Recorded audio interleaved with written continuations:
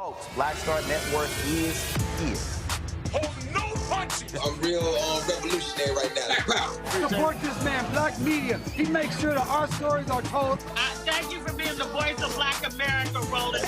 I love y'all. All momentum we have now, we have to keep this going. The video looks phenomenal. See, this difference between Black Star Network and Black-owned media and something like CNN. You can't be Black-owned media and be scared. It's time to be smart. Bring your eyeballs home. You dig?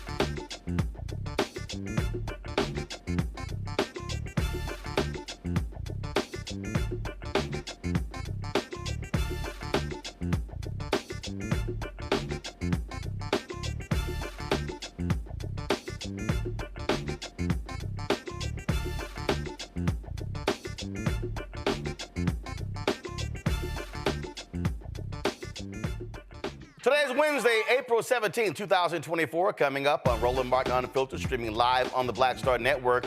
3 Georgia County jailers are facing a lawsuit for standing by as a restrained inmate gets choked by a chain. We'll chat with civil rights attorney Harry Daniels. NBA player Jontay Porter suspended for life after a gambling investigation found he shared information and bet on games, including his own team.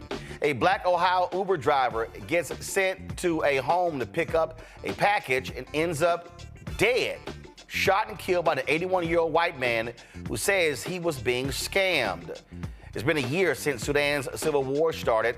With no end in sight, millions need humanitarian aid, facing acute levels of hunger and on the brink of famine. Also, Congressman Donald Payne of New Jersey is unconscious. He is in a hospital for the last 11 days after suffering a heart attack. Also, in our Tech Talk segment, Isaac Hayes, the founder of Fanbase, will join me. And we're going to talk about equity and what it means to actually have ownership. It was a conversation here with Jermaine Dupree, and I definitely want to break that thing down. It's time to bring the funk on Roland Martin Unfiltered of the Black Star Network. Let's go. He's got it.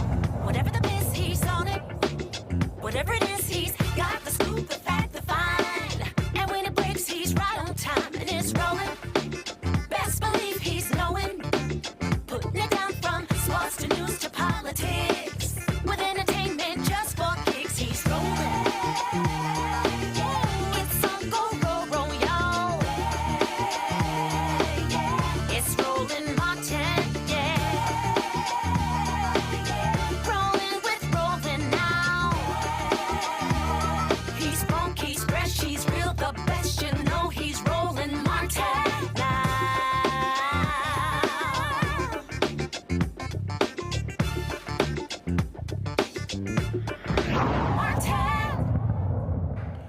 3 Georgia County jail guards are being sued for allegedly standing by while one of their colleagues appeared to choke a restrained inmate. The lawsuit claims officers, these 3 officers, first of all, did nothing to stop 60-year-old, first of all, to stop the officer from choking 37-year-old Tremar Harris, who was restrained in a chair. Joining me now is civil rights attorney Harry Daniels. Harry, we're showing the video as we speak, what actually took place. So your client is sitting in this chair, and first of all, why was he restrained? Well, when he was restrained, they felt like he was acting out, and they wanted to restrain. Some purpose he was called, so it's calls inside the jail. So essentially, All they right. put him in a restrained chair, and I think he's supposed to be in a restrained chair. Okay, so he was restrained in the chair. Can you hear me, Roland? Yeah, I can hear you, Harry. And then all of a sudden, they come in and they start choking him with a chain? Yeah, they come in. At some point, he was able to free his right arm. Then you can see the camera. In situations, you have somebody watching. Actually, hold tight 1 second, Harry. Hold tight 1 second. Harry, hold tight 1 second. I know you're on a plane. Guys, do this here. His video is not working. So here's the piece. Get him on audio, and then we simply have him via audio. Let's do that. So this video is not working.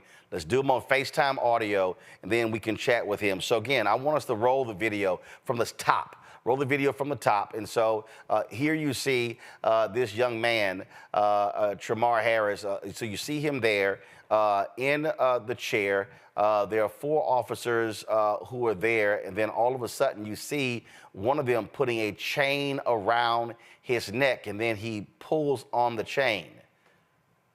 That makes no sense whatsoever. We're going to try to get Harry again on audio. And so I have my panel here, of course, Robert Patillo. He, of course, hosts People, Passion, Politics, News and Talk, 1380 WAOK out of Atlanta, who's also running for a judicial position there. Also, Rebecca Carruthers, Vice President, Fair Election Center, Washington, D.C., and Gavin Reynolds, contributor with The Root and former speechwriter for Vice President. Kamala Harris out of New Haven, Connecticut. You know, we see numerous stories like this, Robert, where we have these jailers who do unconscionable things. In fact, you know, the Department of Justice has put a number of wardens and jailers, put them in prison for their actions. And we have seen a lot of these stories out of Georgia. You're absolutely correct. And in that video, if you look very quickly at the beginning, the first jailer who turns around, you'll see a skull symbol with seems like a vertical American flag on the back of it. You see it right there, almost a Jason mask skull with the vertical American flag on there.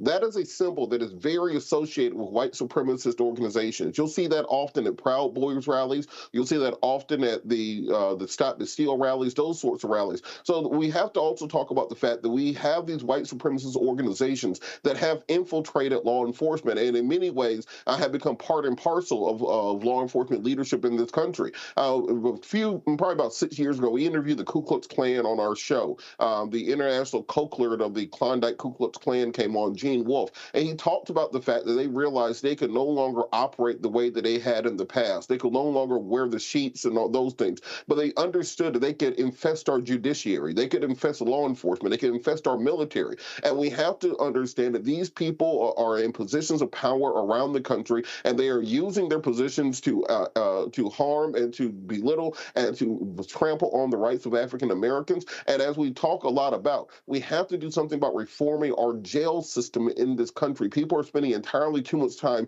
behind bars before they are even convicted of crimes. People are spending entirely too much time waiting on trial, waiting on bond. And because of this, it gives these jailers the opportunity to violate the fundamental human rights that these people are involved in. I'm glad my friend Harry is on this case, and I'm glad we now have video cameras and many of these courthouses and jails and court and detention facilities around the country, because this has been happening for decades. It's only now that we have cameras that people actually believe the inmates when these things take place, and it's important that we provide justice for these individuals. You know, I'm going to pull this story up here, Rebecca. A story was announced just the other day that a federal prison in California is being closed, like literally shut down, because of sexual assaults of female inmates. And that tells you right there how shameful this is. That they have so many rapes that they're going to shut the prison down. And this prison is, let's see here. It's, let's see here. I think it's FCI Dublin. Again, I'm pulling this story up 1 second right here. Yeah, FCI Dublin. This has been notorious, and I'm trying to understand how do you not stop that? How do you, and that's on a federal level, and it's worse. You have worse actors on the state level. And again, DOJ has been, doing as much as they can. But where are these state legislators, these county commissioners who's supposed to oversee these jails? The criminal legal system in this country is complicit with human rights violations. Full stop. We're seeing it whether it's our jail systems, whether it's our federal prison systems or our state prison systems. We're also seeing this extended to law enforcement.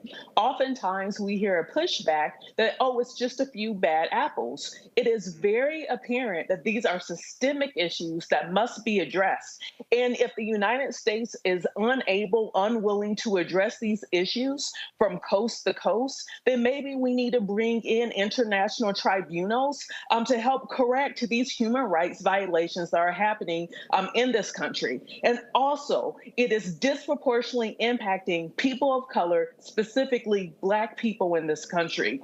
And right now, we still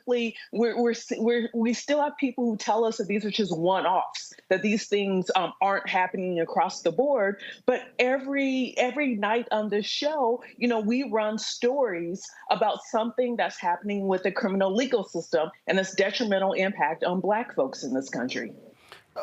Gavin, this took place in Appleton County in Georgia. Go to my iPad, but this is what I'm talking about. This is from the Associated Press. The beleaguered Federal Bureau of Prisons said Monday it will close a women's prison in California known as the Rape Club, despite attempts to reform the troubled facility after an Associated Press investigation exposed rampant staff on inmate sexual abuse.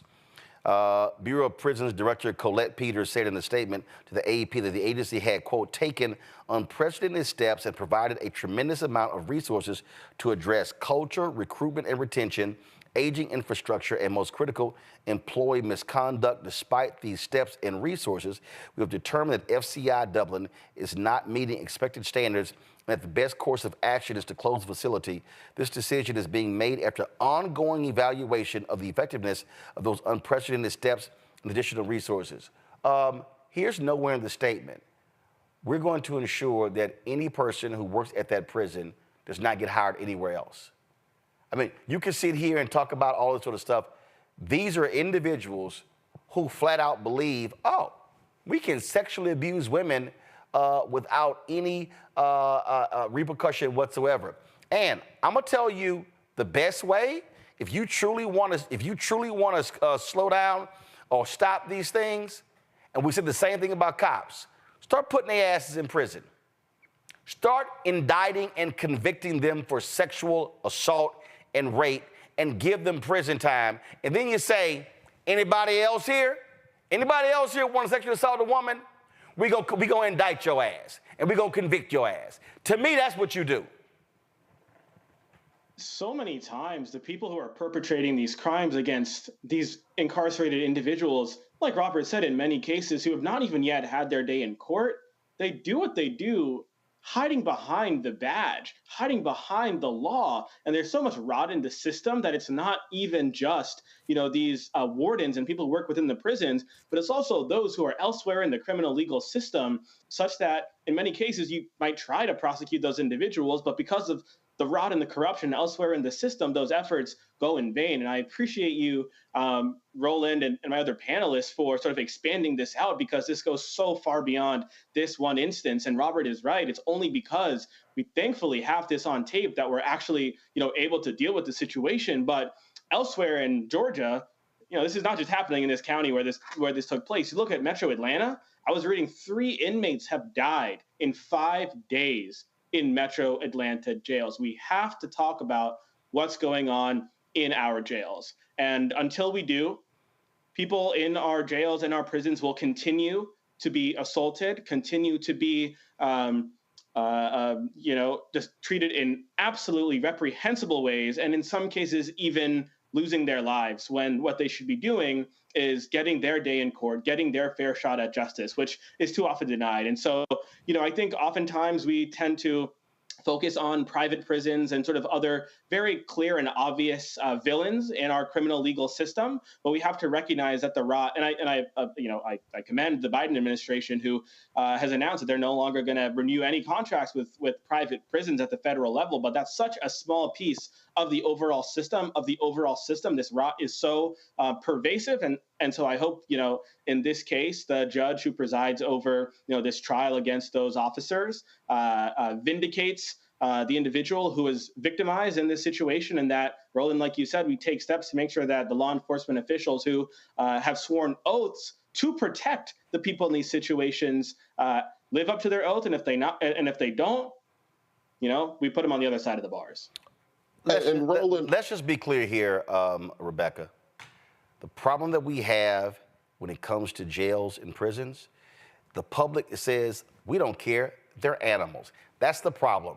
They start with the mindset that these people are incorrigible and they are animals, and so therefore they can be treated any way they want to.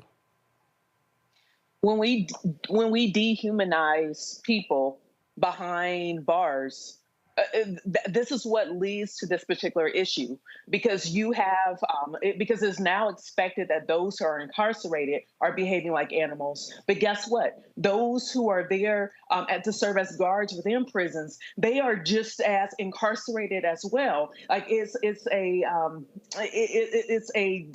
mindset. They begin to act like animals, and that's what people have to understand. When you listen to a lot of advocates for criminal legal system reform, they will let you know that institutionalization happens to both sides. It happens to the inmates, and it happens to those who are guarding the inmates. And if we don't change the way we view people behind bars, then this issue is going to continue to happen. Because bottom line, we have to figure out, are we trying to punish people or are we trying to reform people? If we're trying to reform people, that means we have to keep them engaged as an active citizenry. If we try to treat them as animals, and that means we're throwing them away. And in this country, we're saying that, hey, we're not going to give you disproportionate, you're not going to be punished disproportionately to your crimes. So if someone is in prison for stealing cars, should they then be denied their humanity? And so that's the question that as Americans, we have to figure out, what is it that we want exactly in our criminal legal system? Because I would tell you, every other country in the world, they don't have these same problems that the United States has. They also aren't incarcerating people at the rates that the United States is. They also don't have the amount of crime happening in other countries as well. So there's something the United States is doing that is failing and is causing these human rights violations. Robert? And Roland, on that point, I want people to look up the Supreme Court case, Farmer v. Brennan from 1994. The reason that case is important is one of Clarence Thomas's first cases on the court, where he ruled that an inmate who had been raped did not have an Eighth Amendment violation. He argued that it should be expected and to be part of the sentence to be abused in prisons, and basically you forfeit your constitutional and human rights by being incarcerated. This has been influential on police brutality cases, on prison brutality cases for nearly 30 years. When we're talking about our wonderful Supreme Court Justice Clarence Thomas, and has been supported by the prison industrial complex for decades. The only way that we fix this is by changing Supreme Court precedents so that we can actually prosecute and go after these jailers, and go after the individuals who commit these acts. And then I also, for the viewers, there's a line between prison and jail. Prison is where you go after you've been convicted of a crime. Jail is where you are at while you are awaiting trial. When people are abused in the jails of America, those are not criminals. Those are not felons. Those are people who are awaiting trial. They are being punished in such a way that that often goes beyond the sentence. I've had people who have been locked up in the Fulton County Jail for 5, 6, 7 years awaiting trial. As was just mentioned, we've had over a dozen deaths in the Fulton County jail in the last year and a half. Gwinnett County, just outside of Atlanta, has had over a dozen deaths in the last year or so for people awaiting trial. We had one person eaten by bed bugs to death. I had to go on the news in Iran and explain what happened to someone who was eaten by bed bugs in Fulton County Jail. This is because we have a criminal justice system that locks up poor people, and the people who don't have the same money as some of these celebrities that we see going to court every day, they stay in custody for sometimes a half decade or more, longer than the actual sentence would have been if they had been convicted of the crime, and then they are scarred and destroyed for life. It's like being abducted by aliens. Your car is gone, your apartment is gone, your credit score is destroyed, your utilities are turned off. Your life is ruined whether you are convicted or not, and if we do not reform the criminal justice system from the inside out, we can no longer call ourselves a first world democracy. We've start falling into the star chamber that you'll see during the medieval era, where we are no longer a nation of laws, we are a nation of anarchy, and that's what we're quickly hurtling towards. And Gavin, bottom line is this here. When you talk about this issue, the only deterrence is these folks got to go. Back to my iPad. When the Bureau of Prisons announced this decision, just 10 days earlier, a federal judge announced a special master to oversee the prison. The Associated Press had an investigation that details decades-long mismanagement and abuse at the prison. Now, here's what's interesting. When you go down this particular, first of all, the prison is located 21 miles east of Oakland. If everybody who's watching and understand, this is separate from the case that Harry Daniels is talking about, but I'm putting them together because it speaks to the abuse of inmates. 605 inmates in this prison. You had some whistleblowers involved here who said how they were being sexually harassed, sexually assaulted, other types of abuse, medical treatment as well. But here's what's crazy to me right here. It says the women currently housed at the prison will be transferred to other facilities, and no employees will lose their jobs. I'm confused. If you can't fix the problem, if they're clearly are not listening, why are they keeping their jobs? Now, what you had here was, you had in this same place, you had several people who were prosecuted. Since 2001, back to about 2021, 8 FCI Dublin employees have been charged with sexually abusing inmates. 5 have pleaded guilty. 2 were convicted at trial, including the former warden, Ray Garcia. Another case is pending. Okay, Gavin, this is where I'm confused. 8 decades of abuse, decades of mismanagement, and no employees will lose their jobs. So, what the hell?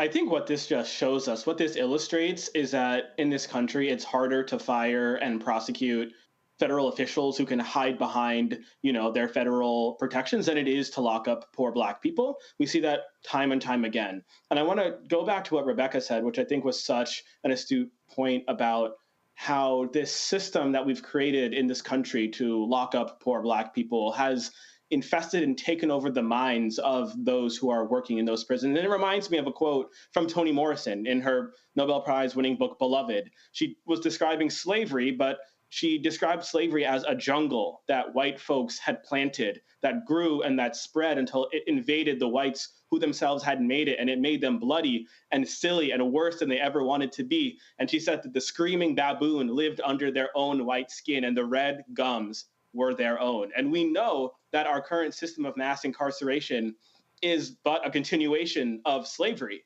in this country. And so we shouldn't be surprised. I think Toni Morrison was aptly describing the current situation that we have here. It's just time that we recognize that. All right, folks, got to go to break. We come back. More on Roland Martin Unfiltered, including we'll talk about equity when it comes to having an ownership stake in companies, why that is important no matter what the industry is. Also on the show, an NBA player gets a life ban for betting on his own team. And Marjorie Taylor Greene says, we do not like white supremacists in this country, except when I'm standing with one and shaking his hand at his conference. Wait till we show you this exchange that took place in Congress. You're watching Roland Martin Unfiltered on the Black Star Network. On the next, A Balanced Life with me, Dr. Jackie, how to live the dream without it turning into a royal nightmare. We'll meet an entrepreneur couple who've been living the dream for nearly 30 years, and they're still going strong, speed bumps and all. I was all one trying to hold back, but he thinks he can do anything. He's like, no, we're going to do it. You know, let's do it. Let's just jump into it. And it has worked. It's a thing of beauty, literally. That's all next on A Balanced Life on Black Star Network. Fanbase is pioneering a new era of social media for the creator economy. This next generation social media app with over 600,000 users is raising $17 million, and now is your chance to invest. For details on how to invest, visit startengine.com/fanbase or scan the QR code. Another way we're giving you the freedom to be you without limits. On the next Get Wealthy with me, Deborah Owens, America's Wealth Coach, financial literacy. Without it, wealth is just a pipe dream. And yet, half of our schools in this country don't even teach it to our kids. You're going to hear from a woman who's determined to change all that, not only here, but around the world. World of Money is the leading provider of immersive financial education for children ages 7 to 18. We provide 120 online and classroom hours of financial education. That's right here on Get Wealthy on Black Star Network. Hey, what's up? It's Sammy Roman. Hey, it's John Murray, the executive producer of the new Sherry Shepherd Talk Show. It's me, Sherry Shepherd, and you know what you're watching, Roland Martin Unfiltered. Talk about being an idiot. Toronto Raptors player Jontay Porter has been banned for life from the NBA for gambling. An NBA investigation found the 24-year-old disclosed confidential information to sports bettors wagering on games, and he even bet on the Raptors to lose. Porter's the second person to be banned by Commissioner Adam Silver for violating league rules. The first was the former owner of the LA Clippers, Donald Sterling, in 2014. Silver called Porter's actions blatant. Now, in their statement announcing this decision, they laid out exactly what went on. And what happened was that they discovered suspicious activity when someone bet on Porter's actions, meaning his ability to play in games. What ended up happening was he said that he was checking out of certain games because of injury, when in fact the bet was that he would not play in a certain amount of minutes in the game. So someone who, according to the NBA, that Porter told someone who he knew was a bettor of games what he was going to do, and that person bet $80,000 on Porter's essentially game in action. That's what caught the attention of folks in the NBA. Now, when you talk about this decision, this is the press release that they released. They said, it said another individual with whom Porter associated and he knew to be an NBA bettor subsequently placed an $80,000 parlay proposition bet with an online sportsbook to win $1.1 million, wagering that Porter would underperform in the March 20th game. The league's investigation also found that Porter limited his own participation to influence the outcome of one or more bets on his performance in at least one Raptors game. In March 20th game, Porter played only 3 minutes, claiming that he felt ill. Due to the unusual betting activity and actions of the player, the $80,000 proposition bet was frozen and was not paid out. Now, this is what's crazy, y'all, okay? From January through March 24, while traveling with the Raptors or Raptors 905, the Raptors NBA G League affiliate, Porter placed at least 13 bets on NBA games using an associate's online betting account. These bets range in size from $15 to $22,000 for a total of $54,094. The total payouts from those bets was $76,059. resulting in net winnings of $21,965. None of the bets involved any game in which Porter played.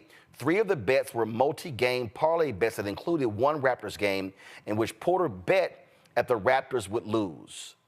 All 3 bets lost. Now, what's crazy here is that, and the statement doesn't say it, and I'm going to actually send an email in a second to NBA Commissioner Adam Silver, because here's what I find, because the statement doesn't address this here.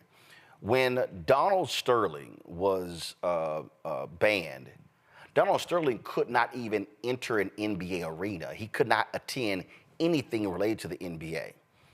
This statement doesn't actually say that's the case. Now, Jontay Porter's brother, Michael Porter Jr., is a star for the Denver Nuggets.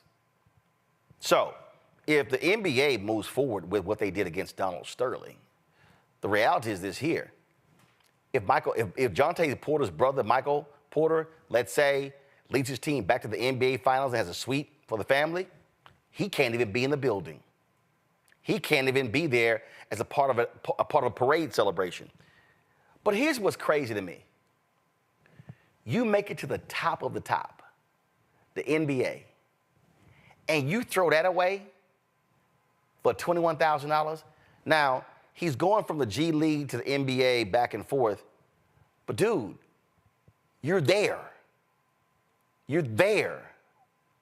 Now, we knew this was going to happen because you've always had various gambling scandals in sports. College basketball, you had an NBA ref, okay, who was involved in a gambling scandal. You also now have all of these leagues now that are accepting money from gamblers, meaning from all these different companies. ESPN, you read an ESPN story today, you can't even read the story without seeing ESPN Bet. When I first thought, I thought ESPN had a sports show on BET, but it's actually ESPN Bet.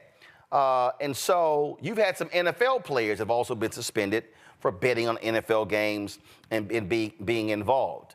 Gavin, his was interesting. I was talking to, and I can't remember who I was talking to. It was a former NFL player who was telling me he could not get his kids interested in playing sports. And I wish I could remember who it was. And his wife said, why don't you take them out? But you know what he told me? He said, oh, now all of a sudden, his son is focused and intent on watching NFL every week because of betting. Because of betting. I talked to a father of a young athlete, high school, and all of his teammates, now they're betting left and right. Jontay Porter is not going to be the last. And I can guarantee, look, we saw this at, I think it was Iowa State. We see this already in the NCAA. Because sports gambling has now been expanded because of a Supreme Court decision, I'm telling folks right now, go ahead and mark it down.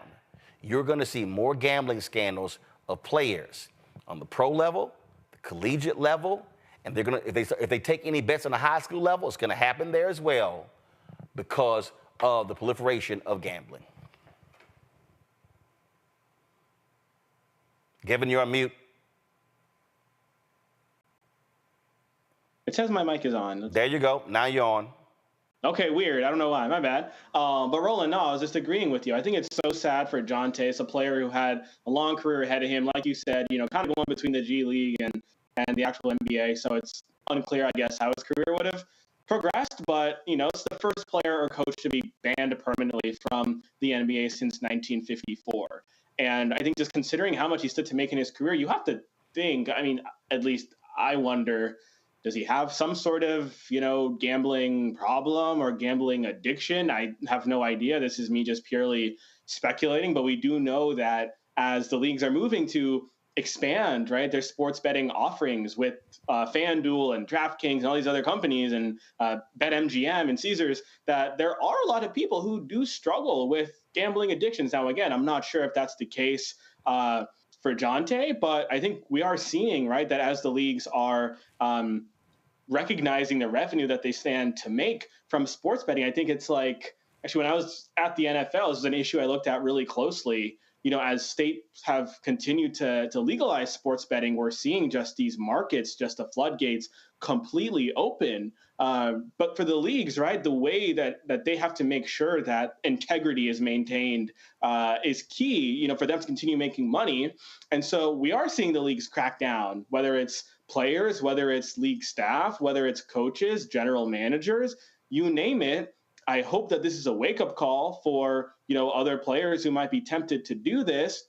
But I also hope that at least it maybe sparks a conversation, because I think we are at an inflection point where, there's just so much more money to be made in this market that, we talk about some of the ugly underbellies that come with, sports betting, right? And I've even talked to people, who work in professional sports who, work for entities that stand to make a lot of money from sports betting, but who themselves are kind of split or, feel those qualms as to, we got to make sure we do this responsibly. And it's interesting because, there are some big holdout states that have yet to legalize sports betting.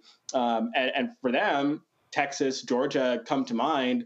A lot of it is on the sort of like ethical, grounds that they're not sure how they feel about legalizing something like sports betting and potentially opening the door to, many people getting hooked on sports betting. But the fact of the matter is, whether it's legal or whether it's illegal, you're still going to have people engage in this activity. And I think the argument in favor of the legalization of sports betting is that, if we legalize it, at least it's out in the open. We can regulate it. We can tax it. We can use some of that tax revenue to fund the, problem gambling treatment services that states are funding. So it's a really complicated, issue for sure. We're just going to have to get a grip on how we go forward, and certainly a very sad situation for Jontay. You got to be stupid as hell, Robert, to be 24 years old. You make it to the top of the top, and you throw it all away for a total of $21,000 in earnings. I can guarantee you that Jontay is not going to be in a position where he could potentially land a job earning him millions of dollars a year if he had continued to get better in the NBA. Well, I blame the league on this because they're now talking. They had the All-Star game in Las Vegas. They had the in-season tournament in Las Vegas. As you said, there's a BetMGM, DraftKings, something banner on every square inch of the NBA playoffs and the play-in tournament, the mid-season tournament, and everything else. And it was easy to punish Jontay Porter because nobody knows who the hell he is.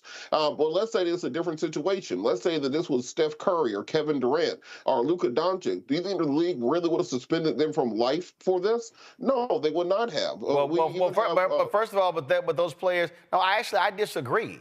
I'm telling you right now. Okay, the one way for your league to die is if people believe the outcome has already been determined. If Kyrie Irving or Luka Doncic or Draymond Green, if they were busted betting on games, they're gone. Look, Roland, remember there was a rumor that in the 90s, the reason Jordan retired the first time was because he had been betting on games. No, that's incorrect. No, that's incorrect. What was talked about was because of Michael Jordan's gambling off the court, because of his gambling on the golf course, because of his gambling in casinos, that was being talked about. Never was it ever discussed that Michael Jordan was gambling on games. Look, Roland, when you invite gambling into a league, when you invite gambling into sports, this is going to happen. You can look at Calvin Ridley when he played for the Falcons. You can look at any of these leagues. So these leagues are going to have to make a determination. Either you're going to be in bed with the gamblers, either you're going to be in bed with the numbers runners, etc., or you're not going to be so. If you're in league with them, then set rules for players where they can gamble on these games. It's just the reality of the situation. We can keep lying to ourselves and pretending that everybody in the league is making, a max contract. Jontay Porter can probably go to China and make more money than he ever was going to make in the G League. He can go to Turkey. He can go to the Euro League. He can go play in Puerto Rico with Boogie Cousins and Hassan Whiteside. There's other places to go if you're a mediocre player. But as long as the league is going to be in bed with these betting organizations, you're going to have these situations pop up, and they're either going to have to figure out how to deal with it, or they're going to have to get out of bed and forego those billions of dollars they're getting from these gambling companies. Look, I totally understand, Rebecca, the point about them being in bed with sports betting companies, but the reality is this here. I can't blame the league for a player choosing to check out of a game early and told somebody about the bet and then to make them $1.1 million. That's on the player. And here's the piece. The reason this is different is that it was when the Supreme Court gave its decision to allow for online betting, and it went outside of Atlantic City and outside of Las Vegas. That's when all of this changed. Now you got gambling all across the country, multiple states allowing online, because you get a lot of barriers that were there. But this is on the individual. Every player is told, do not bet on games. He literally bet on games for Toronto to lose. You're with the organization. Yeah, your ass gotta go. So first of all, the NBA is full of crap. The NBA is so hypocritical. If we're talking about the purity of basketball and people are tuning in because of the purity and they don't want to know that the fix is in. I mean, we already know the Porter family doesn't have to worry about the Nuggets making it to the finals. You know why? Because the league really wants the Lakers. No, Rebecca, that can't hold up because the Nuggets won the title last year. Right. You're right. But statistically, how often in this era do we have back-to-back champions? But it doesn't matter. It doesn't matter. The point is, the Nuggets won the championship last year, and they can win it again this year. The bottom line is this here: if the Sterling rules are applied, and I'm going to send an email, I'm going to send the NBA an email. He literally can't be near any NBA type of event. And so what has happened here, he's totally screwed himself. And to Robert's point, I don't think, you got Greece, you got Europe, you got all these other different places. I'm not sure if I'm any of those people. I want somebody on my team who has acknowledged betting for his own team to lose. I wouldn't be surprised if they all say, sorry, dude, you can't come play here. He screwed himself. He's going to go find him a regular-ass job. And it's so bad, he can't even get a job carrying his brother's bags because I doubt he'll be allowed into an arena. I hear you, but I'm also not going to get on here and all of a sudden be pro-NBA, because the bottom line is the NBA is making multi-millions of dollars with all of their multi-year contracts with 365Bet, with BetMGM, with DraftKings, and the other authorized, specifically the NBA authorized sport bettor operators. So I think it's very rich for the NBA to now say, oh, okay, so everyone else can bet on these games, but not our players. Yes, the NBA has had liquor sponsors, and the bottom line is, if you get charged with a DWI, your ass might get suspended. Look, look, I don't think that's analogous. Actually, it is. The reason why it's not analogous, because now we're talking about public safety and public health. No, wait a minute. We're talking. You're betting on a game. Your actions literally are determining whether the product that's on the court, whether you want a fan wants to be able to watch a game and go, I'm watching players play, let the best team win. Not a guy checked out of the game to help a bettor win $1.1 million. His ass got to go. And look, I get the NBA accepting sponsor money from betting companies, but a player, you cannot bet on the league. Everybody is told that. That's on him. Some level of personal responsibility has to be accepted. He screwed up. I'm not arguing that what Jontay did was smart. So let's be clear about that. What my argument is that I still find the NBA to be hypocritical because when you now allow for legalized sports betting to enter into your league and you go into these formal partnerships, you are also increasing the likelihood of your active players betting on the game. And so I don't think that the NBA has done enough to crack down on this and prevent this from happening. But I'll also say that the NBA is hypocritical in general. There's other issues in which the NBA is hypocritical, such as fining players if they test positive for marijuana in their system. When we know that THC is not a performance enhancing. Actually, hold up. The leagues have actually changed their policy on marijuana. That's changed. So that's not the same conversation that you had 5 years ago. So they've changed the policy when it comes to marijuana. You're right. I still think I know I'm right. NBA, I know I'm right. I know that. And I'm acknowledging that you're right. But what I will not do, I'm not about to get in here and act like the NBA is this perfect league. No, Rebecca, no, that's gaslighting. Nobody said the NBA is a perfect league. What we're talking about is a player who bet on not only games, who gave a bettor inside information about his health, who purposely checked out of games so he would not hit certain statistical numbers at the betting placed on. That's a whole different level of betting. That is literally determining the outcome. Okay, we can talk about the White Sox scandal of the 1919 Chicago White Sox, which they call the Black Sox because of that scandal. We can talk about Pete Rose. Look, we can talk about Pete Rose, and guess what? His ass still not in the Hall of Fame. Roland, yeah. Bro, let's be for real. Jontay Porter ain't deciding no games. No, there ain't no game being decided about what Jontay Porter does and doesn't do. No, it doesn't matter.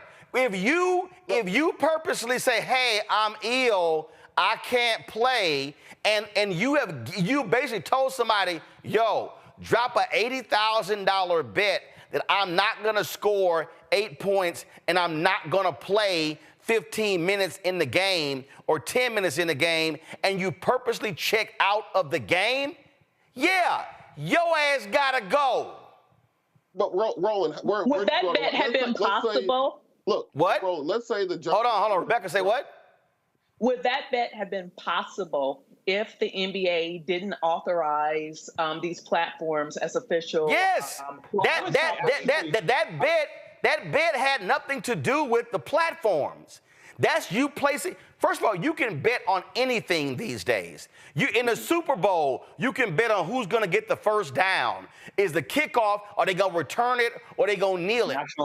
You can bet on anything these days. And so that has nothing to do with sponsors. That has to do with somebody placing a bet on the actions in a game. And here's a player saying, I am going to do something myself to create this in order for you to win. Let's just be real clear. Don't nobody place this is how dumb Jontay Porter is, okay? This is how dumb he is. You tell your boy, go ahead and place an $80,000 bet that I'm not gonna play 10 minutes. And your ass go in the game and check out after 3, I'm ill. And a betting company, and let's be real clear, the betting companies got better investigators than the FBI because they actually hire former FBI agents. And they going, wait a minute, to Robert's point, who the hell betting on lame-ass Jontay Porter? Then they didn't bet $8. They bet $80,000. That's what we call a highly unusual and suspect bet. That this player who's not a major player, a bench player bouncing between the G League and the NBA, is not going to play a certain number of minutes. That's what a company said, yeah, we're not going to pay this out. We're going to check this thing out. That's how his dumb ass got busted. Gavin, he should have got kicked out for being that stupid. Yeah, what I was going to say, like in response to Rebecca's point, I actually would argue that now that sports betting is legal, it actually makes it a lot easier to detect these sorts of things. And so players should actually be like cognizant of the fact that if they are making these bets, that they're probably going to be found out. And so, yeah, so any sort of like problem gambling or addiction that Jontay might have aside, yeah, he's yeah, there are many words I could use to describe his actions and describe him, but I can say for me, when I worked for the NFL, there was one policy that the league made abundantly clear for us as just mere employees who were making however much money we were making, and that's don't you dare bet on any sporting event. So you're telling me that you're a player, you're about to go bet not only on some random game, but your own game and your own performance? Now that sports betting is legalized and these companies, like you said, Roland, have people who work for them who are scanning and looking for, you know, these different bets that are happening. Nah.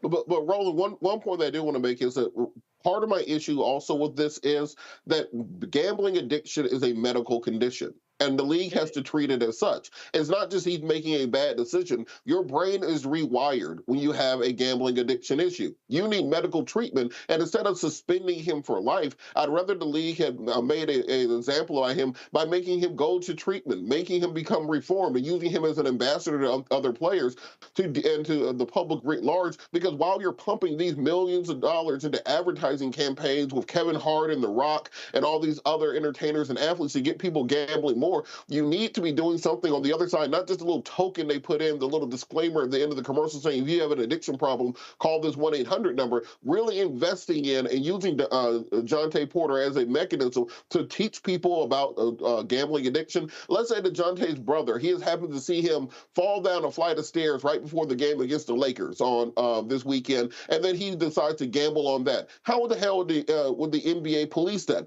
You're diving down a rabbit hole that really doesn't have an end. Actually, trying to make these things go, try to get some treatment. Actually, you're not diving down a rabbit hole. The bottom line is, listen, anybody who understands the NBA, okay, when we talk about investigations, we talk about knowing who's doing what. I can tell you right now, I know for a fact that NBA and NFL security, they are better than the Secret Service. Oh, Roland, I mean, the head of player investigations is the former head of the ATF. And the point here, see, this ain't no, just, dude walking around chomping on a hot dog, barely hanging over his belt. No, they know when a player comes to a team like this here, we already know what your ass been doing. They know, their investigators are on point. Here's what the example is going to be. The example is going to be to any other NBA player. F around, you're going to find out. And what you're about to do, you mentioned Calvin Ridley. Ask his ass how it felt to sit at home for a year not getting that NFL check. Oh, he was repenting. He came back, had a great year, got a big contract. But ask them other players. I'm telling you right now, NHL players, baseball players, NFL players, soccer players. Hey, I don't care who you are. Jontay Porter's name is going to, his picture is going to be like a poster like at the post office. It's going to be in every locker room. Act a fool, and your ass going to go right alongside Jontay Porter. And all I'm saying is to any athlete out there, in fact, if I pull up, that was a brother, his nickname was Headache. He played for Arizona State. It was a point shaving scandal. Headache, literally, he was out of Dallas. That brother, he could have played years in the NBA, but he took that money point shaving in college and never got there. And if you go to Netflix, you will see the special. To this day, he regrets that decision. He cost himself millions over a few $1,000s. This boy could have got $21,000 just going to a signing event with his brother. So he made a grown folk decision, and now he's 24 years old, and now he is out of the NBA. So, Jontay, this one on you. All right, I got to go to a break. We come back. We got lots we're going to talk about, including why is it important to own equity? How critical is that? And why do we as black folk always go for the quick cash? Yep, we're going to talk about that. Also, those racists with the Goon Squad in Mississippi, they trying to actually appeal their sentence. Good luck. You're watching Roland Martin Unfiltered on the Black Star Network. Support us in what we do. Join the Bring the Funk fan club. Our goal is to get 20,000 of our fans contributing on average $50 a year. That is $4.13 a month, 13 cents a day. You can do so by, again, sending a check to P.O. Box 57196, Washington, D.C., 20037-0196. Cash App, $RM Unfiltered. PayPal, R Martin Unfiltered. Venmo's RM Unfiltered. Zelle, Roland at RolandSMartin.com, Roland at RolandMartinUnfiltered.com. We'll be right back. I was just in my backyard. I was manifesting about life. I said, I would love to come back because it was a great time, and these kids need that right now. They need that male role model in the schools, I think. Even on TV. Because people are scared to go into the high school. You know, the high school, you know what I mean? I would love to bring it back, and I think we can bring it back. You know, what do you think? I think we'll ask the people. I would ask your people. We'll do a poll. Y'all want to hang a Mr. Cooper? Yeah, I say, let's go. We all look good. You know, Holly looked good. You know, Raven looked the same. Marquise, Don Lewis. It'd be funny to have the bullshit you see out there on TV now. God damn. What the fuck? What happened to TV? Damn. It's some... I'm like, oh my God.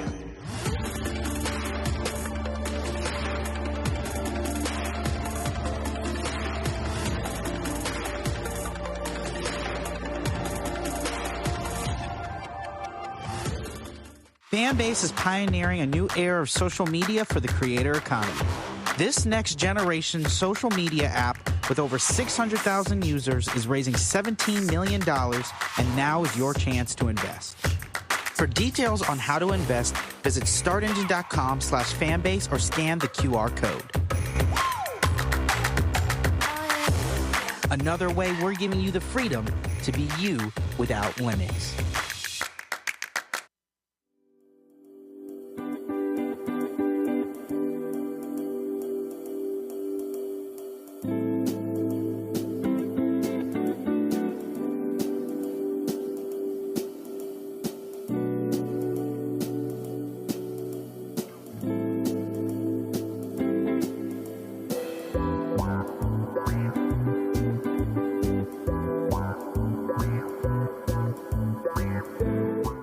What's up, Geek Tony in the place to be. Got Kicked Out Your Mama's University, creator and executive producer of Fat Tuesdays, an air hip-hop comedy. But right now, I'm rolling with Roland Martin, unfiltered, uncut, unplugged, and undamn believable.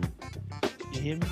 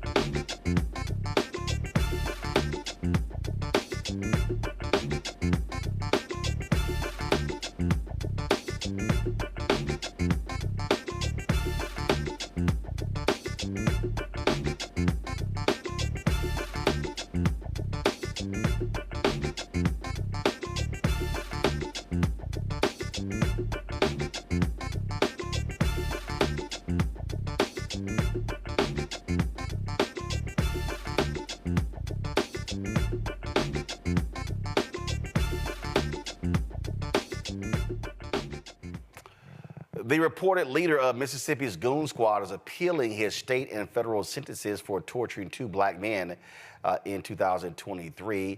Brett McAlpin, a former Rankin County, Mississippi deputy, was one of 6 law enforcement officers who pleaded guilty to brutally assaulting Michael Jenkins and Eddie Parker. U.S. District Judge Tom Lee sentenced McAlpin to 27.5 years in prison on March 21st and 15 years on state charges on April 10th.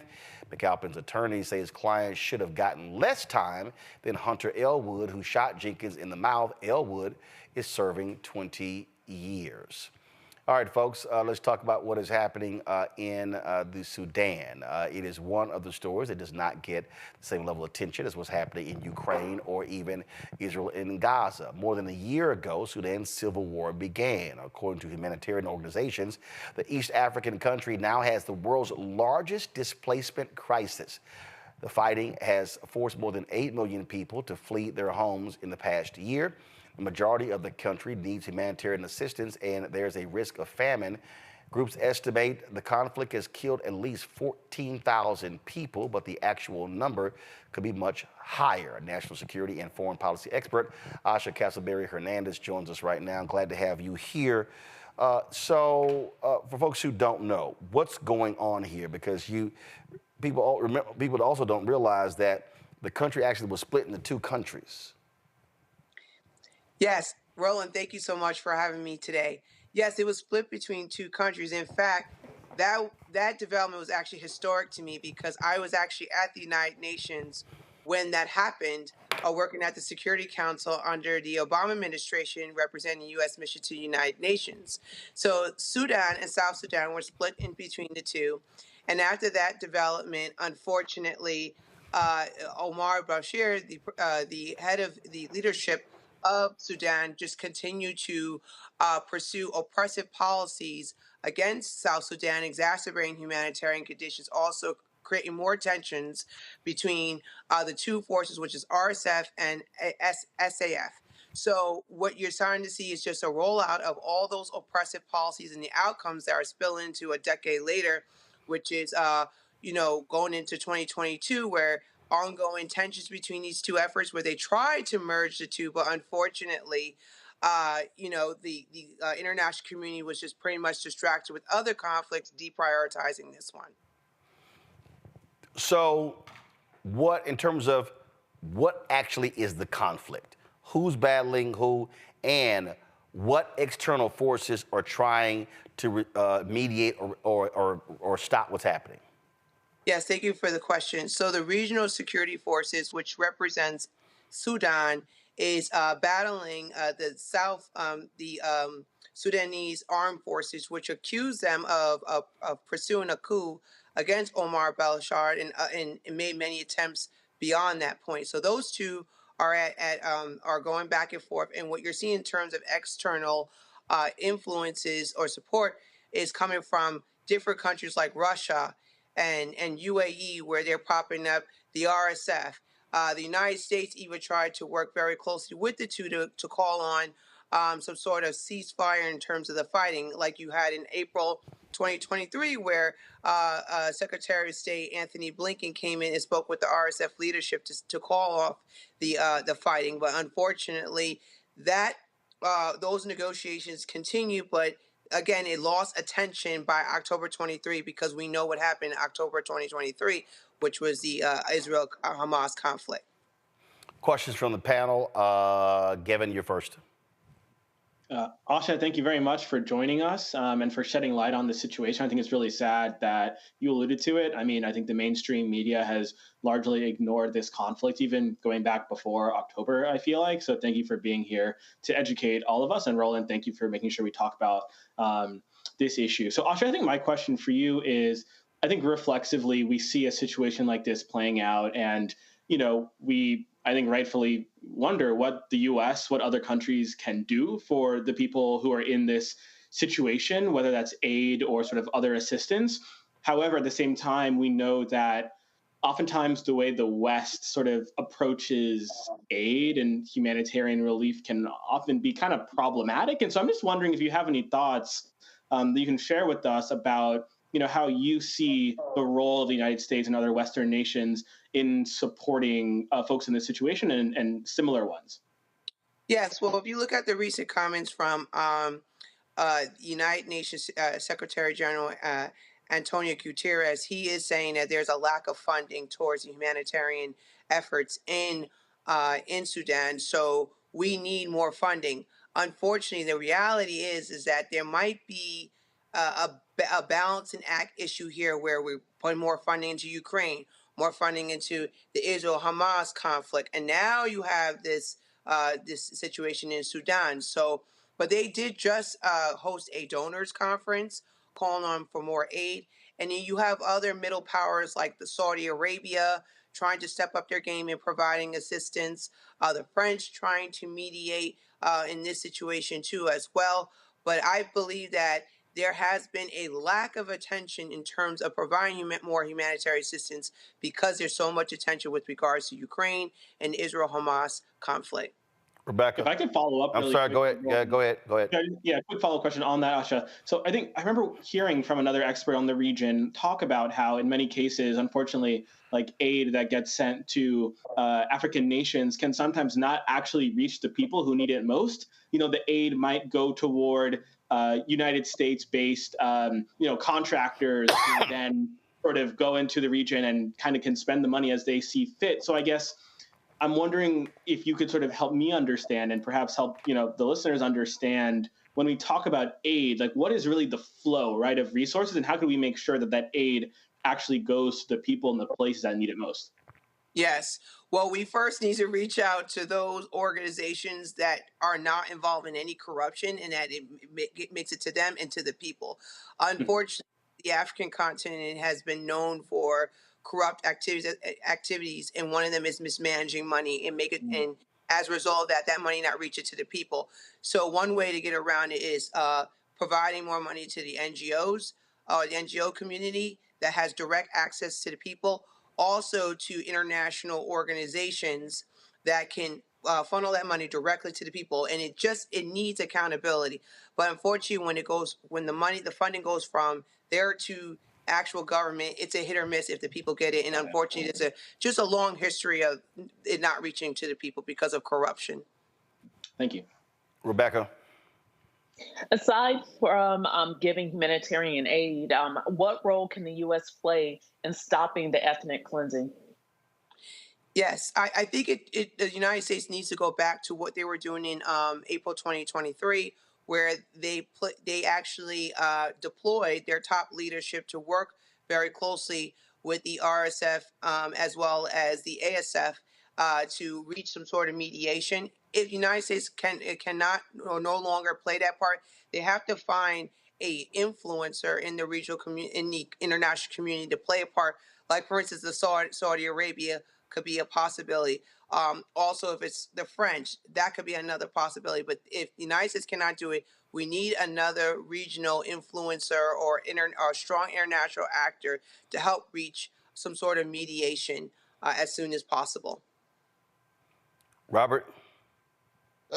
I've heard from many international observers this conceptualization of Africa fatigue. That if you talk about the genocide currently going on in the eastern part of the Congo, the subjugation of gay rights in Uganda, Somalia attempting to split into two nations, Ethiopia threatening to annex Eritrea, and still the remnants of the Tigray rebellion, Egypt threatening to bomb the Millennial Dam over river water rights on the Nile River, the situation in Sudan perhaps splitting again into two nations, Libya on the verge of splitting the two nations, while also dealing with the damage of the dam breach which killed 20,000 people. The Sahel region, where you have the kicking out of the CFA Franc and the forming of the CFA Confederation, and narrowly averting a war between the Sahel nations and ECOWAS. How can you talk to Western observers and Western people, particularly in the U.S., about why they should not get tired and quote-unquote fatigued with dealing with issues on the African continent? Oh, that's a really great question. First and foremost, I would say that, and thank you for the breakdown, a way to kind of acknowledge this as much as possible as or approaching the ongoing conflicts from Western Africa all the way to the East East Horn of Africa, is that we have to prioritize this as much as possible. It needs enough media coverage. I think the House Committee on Foreign Affairs does a really good job in bringing more attention to it at times. And as far as being overwhelmed with it, I think that in order to like overcome that perception, we have to have some sort of pride in the future of Africa and how that directly impacts us at home. And if we don't have that pride, you know, we're going to lose out on really keeping the finger on the pulse and just easily be overwhelmed with the issues involving the African continent. Like, for instance, if you see what's going on in Haiti, there's a lot of tension right now where we are saying not only should we provide continuous funding to Ukraine as well as Israel, Hamas issue, we should also make sure we fund Haiti. And we have to treat the African continent with regards to their issues the same way, where you see on national media that it's important to provide more funding to humanitarian assistance. A perfect example of that is during the Bush administration, where President Bush gave money to Darfur conflict. And they said, "Why did you do that, President Bush?" He said, "Because I kept seeing it on TV, the depictions, and I was just horrified about that, and that impacted me." So we need more coverage when it comes to the covering the conflicts in Africa. And just a brief follow-up really quickly. What impact do you think the Chinese investment in Africa should have? We've seen in the last decade through the Chinese Belt and Road Initiative, the New Silk Road, building ports around Africa, building parliament buildings, airports, etc., creating this system where they will have access to the rare earth elements and the resources of the future through these debt traps that are happening internationally. For American audiences, can you explain the importance of this geopolitical battle between the United States for hegemonic control over the African continent, particularly them having the youngest population on Earth? The second half of this century will be the African century, the average population being 19 years old on the continent. Oh, I love the question. In fact, I forgot to mention that as the role of the PRC or the Chinese in the continent. The PRC has been able to use their Belt and Road Initiative as a way to leverage political affairs over these different countries in Africa. And in fact, as a first order, second order effect, United States has been their influence towards these different conflicts has been undermined because of the fact that Chinese has been effectively been able to place their strategic political interests over the African countries because of the investments coming from the BRI. Now, what we're seeing, not only you said, okay, you have these high interest rate diplomacy debt traps, we're also seeing the quality of the BRI has significantly deteriorated in many ways to where some of the African countries are getting sick and tired of BRI projects. A good case analysis of that is right now in Kenya, where they first started their BRI.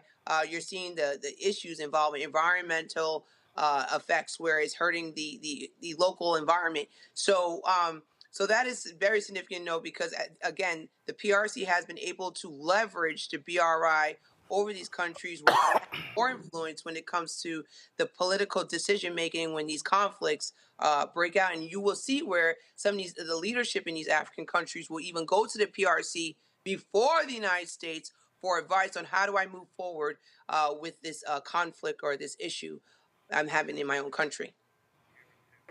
All right, then. Well, hopefully we will see some positive development there. Asha, we appreciate it. Thanks a lot.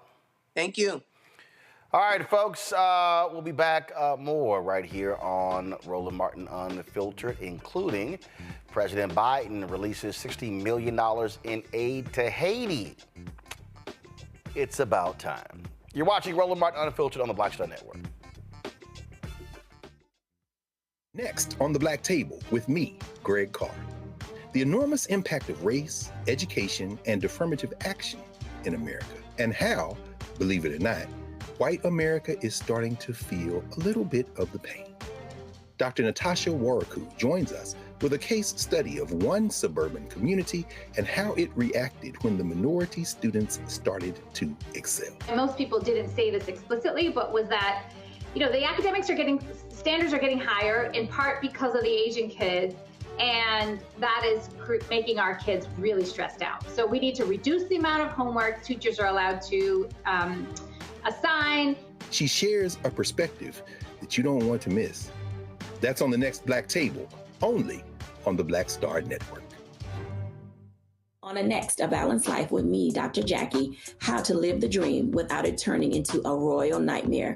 We'll meet an entrepreneurial couple who've been living the dream for nearly 30 years, and they're still going strong, speed bumps and all. I was all one trying to hold back, but he thinks he could do anything. He's like, no, we're going to do it. You know, let's do it. Let's just jump into it. And it has worked. It's a thing of beauty, literally. That's all next on A Balanced Life on Black Star Network.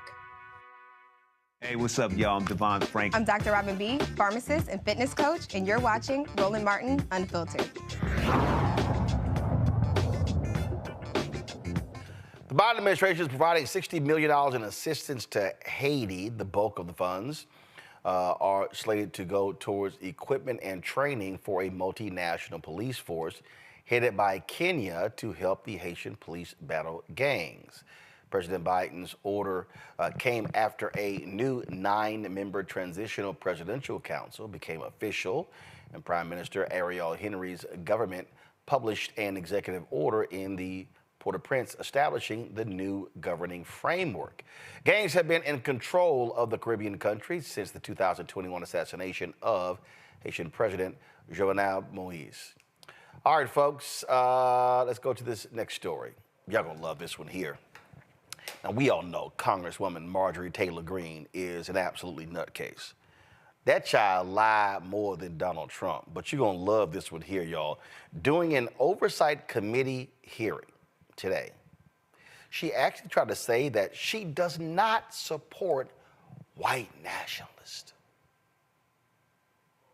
Take a little time to respond to some misinformation that has been spread here. Mr. Snyder, you said in your opening statement that the fact that there are neo-Nazis in the Ukrainian military is disinformation, a disinformation trope, and a Russian denazification meme.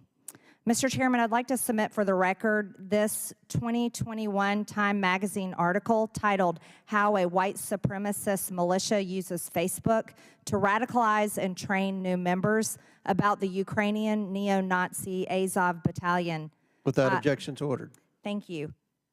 Time also put together a piece only 3 years ago, and it's quite an extensive video that gives full information about the Nazis in Ukraine and their recruitment efforts that go all around the world.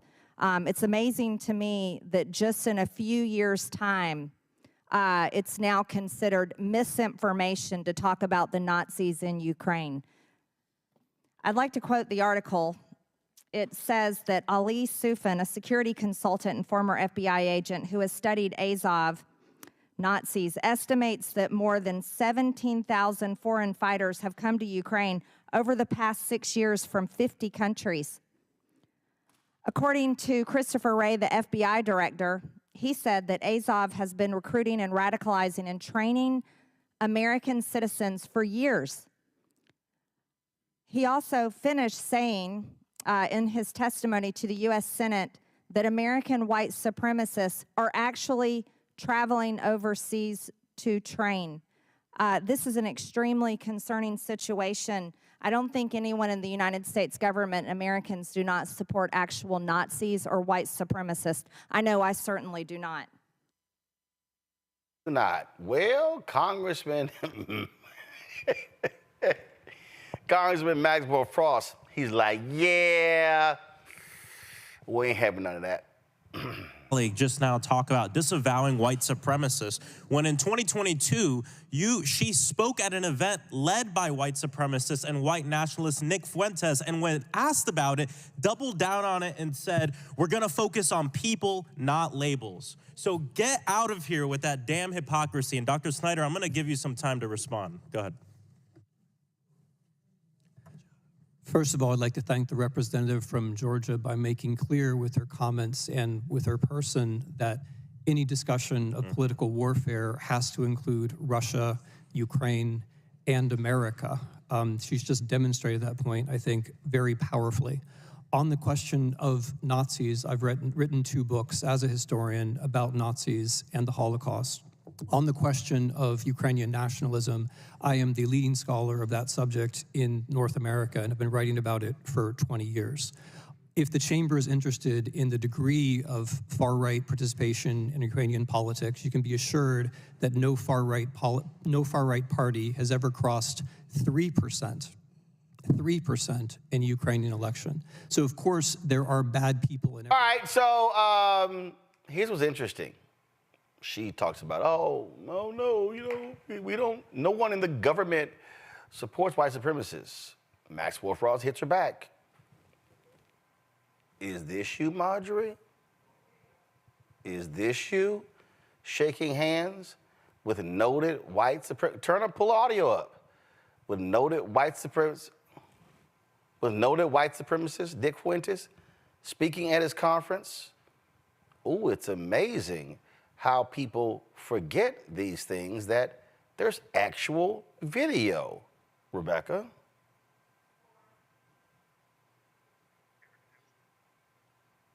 Rebecca? You know, here's the thing. Of course, she doesn't consider, she doesn't use the label Nazism or white supremacy, because then she will be talking about herself. I mean, for her, that language is everyday language. That's just a regular Sunday afternoon for her. But it's very disingenuous, especially with her being in Georgia. And when we still hear all of the accounts of Nazism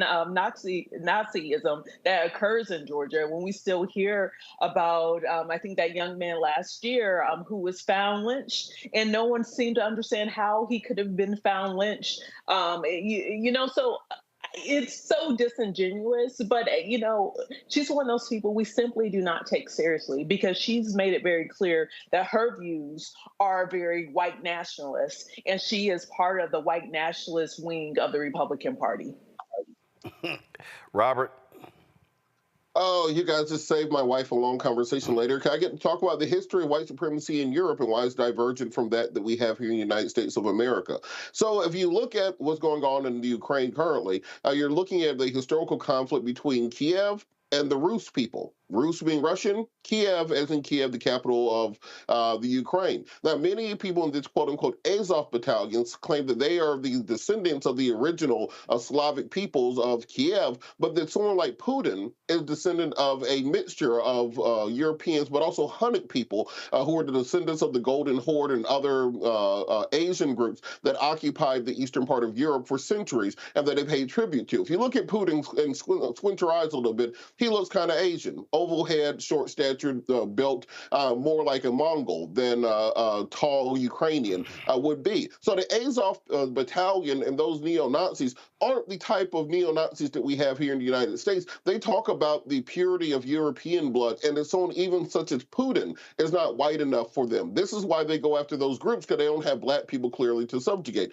Marjorie Taylor Greene, having literally no knowledge of European or world history, doesn't understand that when she talks about immigrants are poisoning the blood of America, she's saying the exact same thing that the Azov battalion is saying about the Hunnic blood of someone like Vladimir Putin. She doesn't understand when she talks about the need for Western civilization to stand against the barbarians invading us, as she talks about, as she said at the Republican National Convention. She's saying the exact same thing as the Azov battalion is saying about keeping the last bits of European heritage pure to Europe and separated from the Mongol and mixed blood of Russians. So she, in every action, espouses and supports the conceptualizations around the same people that she's claiming to be against. And this is why our kids need to stay in school, and we need to invest more money in that and less money in bombs internationally, because you end up with almost fact-free, idiotic conversations such as this. And Raleigh, Gavin, there's a number of Republicans in the House conference who love them some white supremacists. Definitely. It's very hard to follow Robert and that history lesson he just gave us. I'll start by talking first about Marjorie Taylor Greene. As a Georgian, she is an utter disgrace and embarrassment to our state. And in my opinion, she should not be a member of Congress. I'm very proud of my state for helping to elect Raphael Warnock and John Ossoff and Joe Biden. But I'm very disappointed that we also sent someone like Marjorie Taylor Greene to Congress. If Donald Trump is our nation's gaslighter in chief, Marjorie Taylor Greene is the commander of the Georgia Battalion. She is completely unserious. Just today, we saw the articles of impeachment against Alejandro Mayorkas, the Secretary of Homeland Security, a process initiated by Marjorie Taylor Greene, rejected immediately in the Senate. We know Donald Trump, her leader, tanked the border deal that President Biden was prepared to sign, and again, showing how unserious she and all her cronies are. Lest we forget her comments on space lasers, her comments directed toward Congressman Jamal Bowman. Who No, Jewish space lasers. Oh, true. Excuse me. Jewish space lasers. Absolutely, Roland. Thank you for letting me not get off the hook with that. Or her comments in regards to Congressman Jamal Bowman, whom she called aggressive. And when we all called her out about it, she said that calling her a white supremacist was, get this, equivalent to calling a person of color the N-word. Lest we forget when she referred to Congresswomen Tlaib and Omar as not official members of Congress because they didn't take their oath of office on a Bible. Never mind the fact that she also told them that they should go back to the Middle East while Congresswoman Tlaib was born in Detroit. I could go on. But the danger here is that we cannot normalize this kind of behavior. We cannot normalize these kinds of comments. I saw a poll the other day that showed that Americans' attitudes towards Donald Trump since the time he left office have not gotten worse, they've gotten better. What does that mean? It's that collectively, as a society, we've started to forget the very dangerous and detrimental rhetoric and policies that Donald Trump not only advocated for during his first term, but is hoping to bring back in a second term. He's told us this. He's told us the kinds of things that he wants to do. He's told us that he wants to round up immigrants who are here, who he believes are poisoning the blood, especially those from shithole countries. We know that his Department of Justice in a second term is getting ready to crack down on racism, but guess what? Racism against white people, all building on his work in the first term of not investigating and not prosecuting civil rights violations and hate crimes. So I think it's very dangerous that as a society, we've started to not sour to Donald Trump, but actually to sweeten up to him. And I think the consequences of that could be grave. And so I really just want to convey that we cannot normalize, we cannot accept this kind of behavior from Donald Trump or Marjorie Taylor Greene, because our community will suffer even more than it already has. So. Well, folks got to understand, when you don't vote, this is what happens all of the time. All right, got to go to break. When we come back, more on Roland Martin Unfiltered, including Democrats basically doing this to Republicans wanting to impeach the head of Homeland Security. Move along. We'll discuss that next right here on the Black Star Network.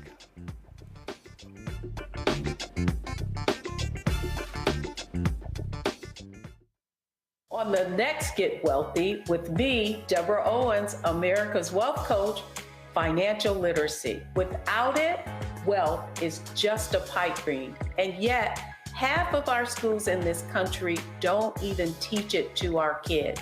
You're going to hear from a woman who's determined to change all that, not only here, but around the world. World of Money is the leading provider of immersive financial education for children ages 7 to 18. We provide 120 online and classroom hours of financial education. That's right here on Get Wealthy on Black Star Network. On the next A Balanced Life with me, Dr. Jackie, how to live the dream without it turning into a royal nightmare. We'll meet an entrepreneurial couple who've been living the dream for nearly 30 years, and they're still going strong, speed bumps and all. I was all one trying to hold back, but he thinks he can do anything. He's like, no, we're going to do it. Let's do it. Let's just jump into it. And it has worked. It's a thing of beauty, literally. That's all next on A Balanced Life on Black Star Network. Fanbase is pioneering a new era of social media for the creator economy. This next generation social media app with over 600,000 users is raising $17 million, and now is your chance to invest. For details on how to invest, visit startengine.com/fanbase or scan the QR code. Another way we're giving you the freedom to be you without limits. Hello, Hello, we're the Critter Fixers. I'm Dr. Bernard Hodges. And I'm Dr. Terrence Ferguson. And you're tuned in to Roland Martin Unfiltered.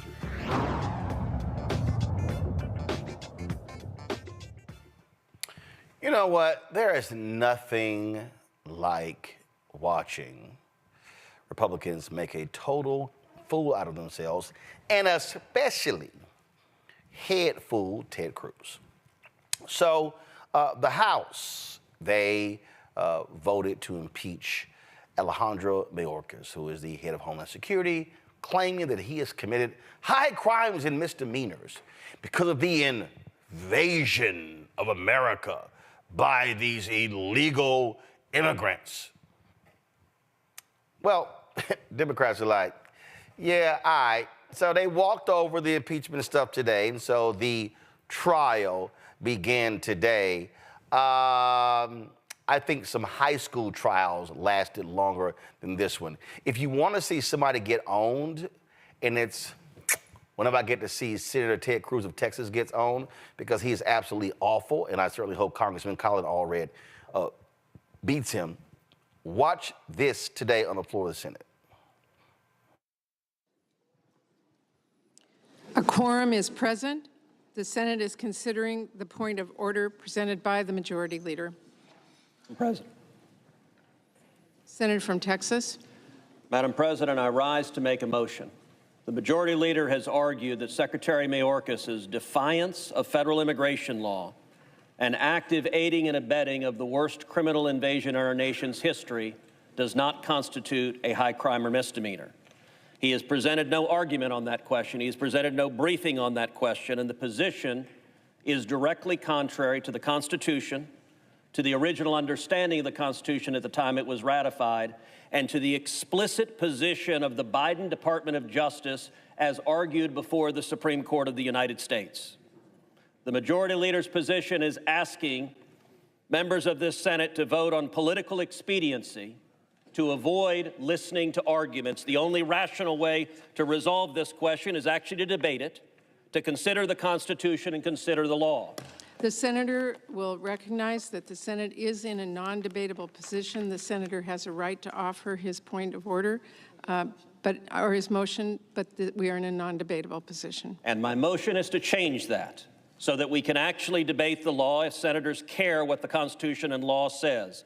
I therefore move that the Senate proceed to closed session to allow for deliberation on the question as required by impeachment rules. I'm not talking about the A&M fans. Those expectations. In our previous consent request, we gave your side a chance for debate in public, where it should be, and your side objected. We are moving forward.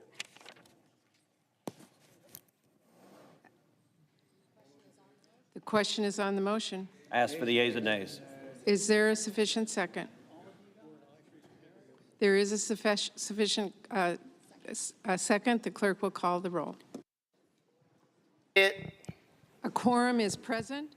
The Senate is considering the point of order presented by the Majority. By Ted. That's how you do it, Robert, because what you're dealing with is a whole bunch of fools. And so Schumer had to say, you're a liar, so let me go ahead and just smack you.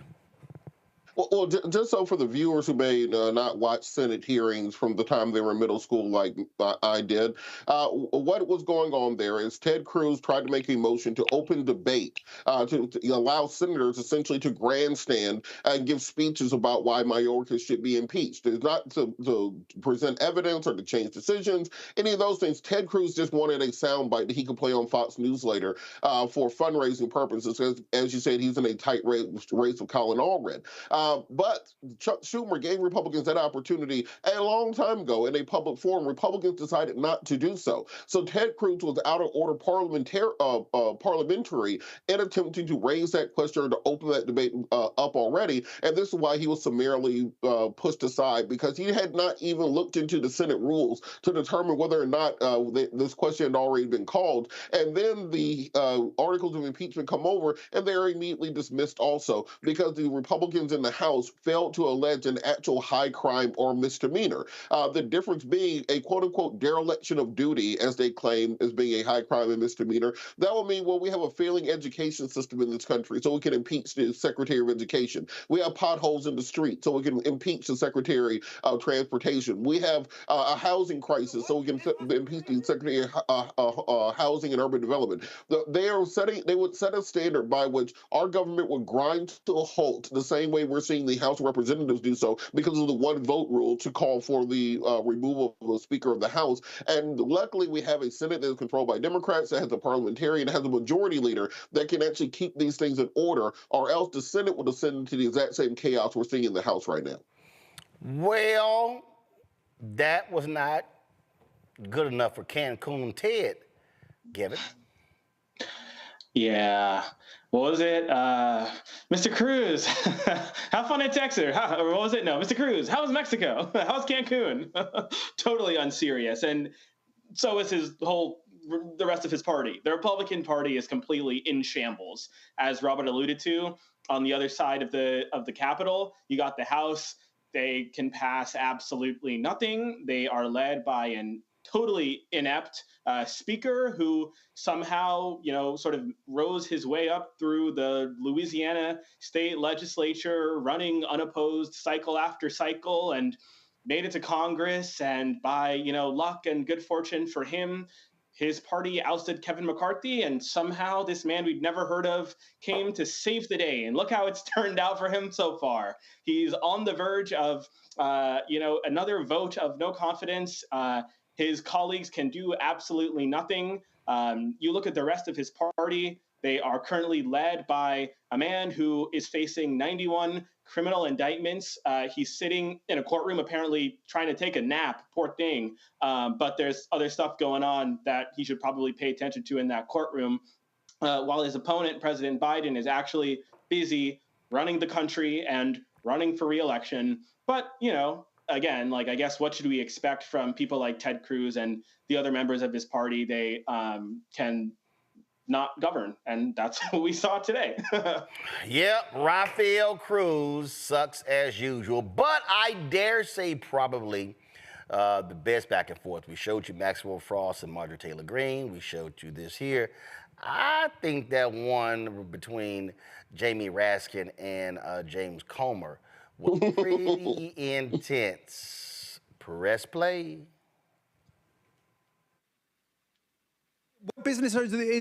I don't know what you're business talking were they about. in? What business are they in? You're talking about lots of people. There's lots of people in the family. I'm a farmer. Your I have land. Your lease land. investigation must identify a did the high crime Bidens and do? misdemeanor. What did they do? I'll tell you what Joe Biden did. He was a senator of the United States. Then he wrote a book, and he said he made the most money he ever made in his life, millions of dollars on his book, and he gave $1 million That's away what to his charity. family did. That's why Ukraine, Kazakhstan, Romania, China, Russia, that's why they paid the Biden family money, because of Joe Biden. None of those governments paid anyone any money. Somebody needs therapy here, but it's nobody on our side of the aisle, okay? Because enough. No, Back to the honestly, China hearing. Back to the China you hearing. had your chance. I would Order. like my time restored. Well, no, your time was I would expired. like no, you interrupted me. I want my time you restored. had your time. You went above, and I'll let Ms. Thornton go a minute. You know what? Here, sit down, everybody. Come back. This is about China. We asked a simple question. No, Ms. Presley, you're out of order. Sit down. Mr. Chairman. Mr. Chairman. No. Mr. Chairman. I don't know what who you're business talking were they about. in? Rebecca, here's the whole deal. James Comer, you are an idiot. You ain't got the goods. You ain't got them. And that's why when Moskowitz said, okay, since y'all got the goods, he said, I will move to impeach Joe Biden. He didn't even get a second because they ain't got it. I mean, he's like Elmer Fudd in that clip. These are very unserious. We talking about China. What you talking about? We talking about China. Why did the Biden family do that? Why did they do that? I mean, it's Elmer Can somebody Fudd. pass me some crawfish? Why did they do that? We talking about China. Now what the hell we talking about up here? You out of order. And then he told Ayanna Pressley to sit down. I wish he would try to tell me to sit down. You can't make me sit down. You know, these people are completely unserious. Even like the rodeo clown that is Ted Cruz, also unserious. I mean, these are people without principles. Even with Ted Cruz, Donald Trump literally talked about his wife like a dog. And then he turned around and endorsed Trump, and then stumped for Trump to get Trump elected. So if he isn't able, if he's unwilling to protect his own wife, to protect his own family, then he certainly is not willing to protect the interests of the people in the state of Texas. And guess what? If you're in Texas, you get to send Ted Cruz to Cancun on vacation permanently, because in November 2024, he's up for re-election. And guess what this means? This is a statewide race. There's no gerrymandered districts. So if enough people turn out to vote, they could vote Ted Cruz out of the Senate, because just like Marjorie Taylor Greene, he's insufferable. These aren't serious people. And so I'm hoping that in this election cycle that Americans actually elect serious people to do the business of the country. There's so many things that are happening in the international space, and there's so many things that are happening domestically. And we actually need people who are going to Congress to actually try to pass bills into laws, because we have a lot of work that needs to be done. And election day is again November 5th. Roland, can I say one thing? Yeah, Gavin, go ahead.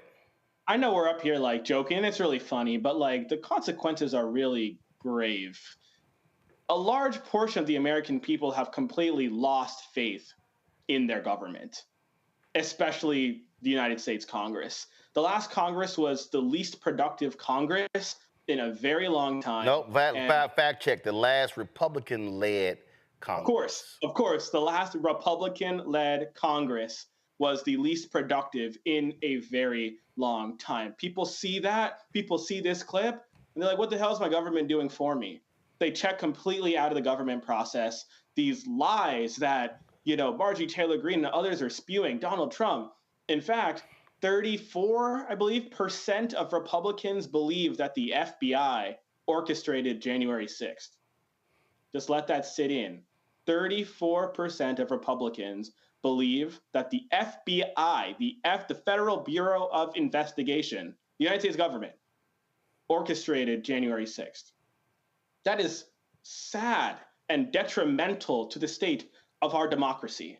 So again, I know it's, we make fun of Ted Cruz and all of that because they're totally unserious, but I couldn't help but it really is the consequences are grave, because children are watching their leaders, if you can call James Comer, Marjorie Taylor Greene, and Ted Cruz leaders, but they're watching what's playing out, and there will be lasting consequences in terms of the trust and the faith that these people have in their government, and whether or not they will engage in any sort of election ever.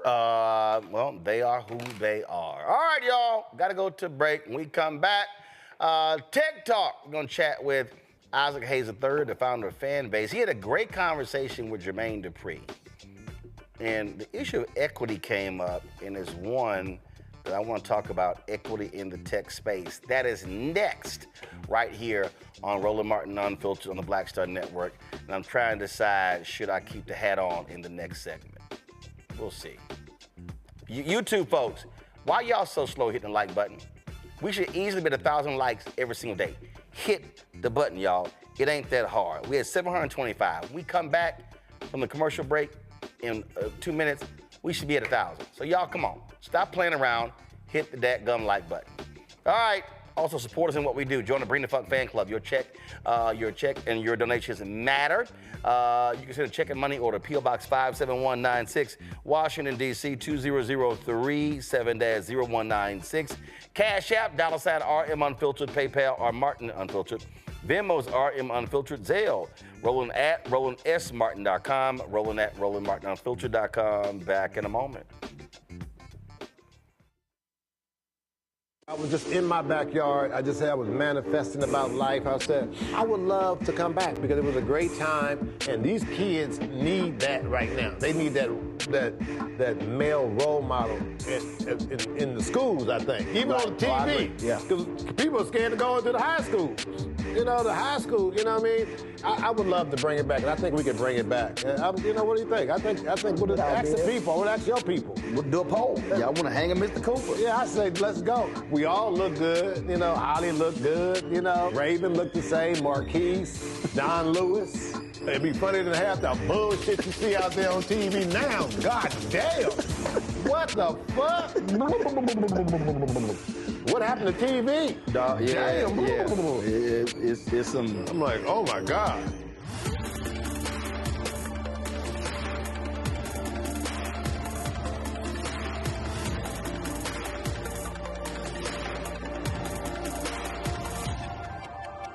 The next, A Balanced Life with me, Dr. Jackie, how to live the dream without it turning into a royal nightmare.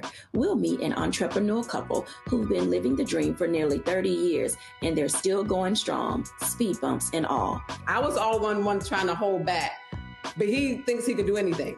He's like, no, we're going to do it. You know, let's do it. Let's just jump into it. And it has worked. It's a thing of beauty, literally. That's all next on A Balanced Life on Black Star Network. Fanbase is pioneering a new era of social media for the creator economy. This next generation social media app with over 600,000 users is raising $17 million, and now is your chance to invest. For details on how to invest, visit startengine.com/fanbase or scan the QR code. Another way we're giving you the freedom to be you without limits. I'm Faraji Muhammad, live from LA. And this is The Culture. The Culture is a two-way conversation. You and me. We talk about the stories, politics, the good, the bad, and the downright ugly. So join our community every day at 3 p.m. Eastern and let your voice be heard. Hey, we're all in this together. So let's talk about it and see what kind of trouble we can get into. It's The Culture. Weekdays at 3, only on the Black Star Network. Hello, I'm Paula J. Parker. Truly proud on the Proud Family. I am Tommy Davidson. I play Oscar on Proud Family, Louder and Proud. Hi, I'm Jo Marie Payton, voice of Sugar Mama on Disney's Louder and Prouder, Disney Plus. And I'm with Roland Martin on Unfiltered.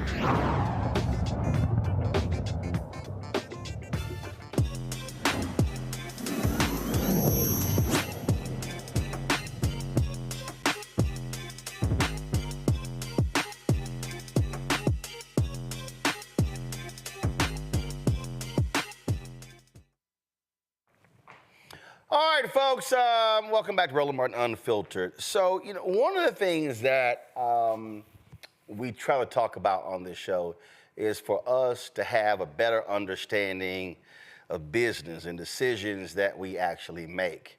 And what we often talk about is that what's happening now in this social media space, Black people, we literally are making a lot of non-Black people rich. I mean, we over-index on all of the apps. When YouTube dropped, Twitter dropped, Facebook dropped, Clubhouse dropped, Vine dropped, Instagram dropped, go on and on and on. And we make these apps sexy. We make them rich. Just like it's a lot of companies, y'all, it's a lot of companies we've made highly successful because we buy their products. You know that?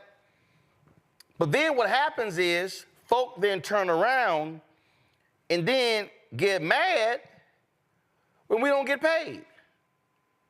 How many times have y'all heard me say, it's enough with us being the show in the business and not the business in the business?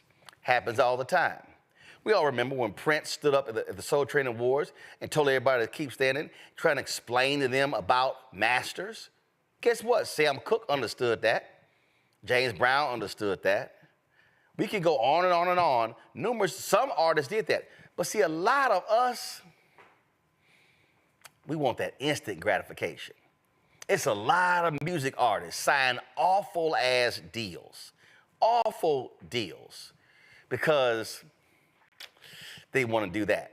If you read Luther Campbell's book, he talks about in his book how after he would do shows, he would be back there in the show counting out $20,000, $30,000, $40,000.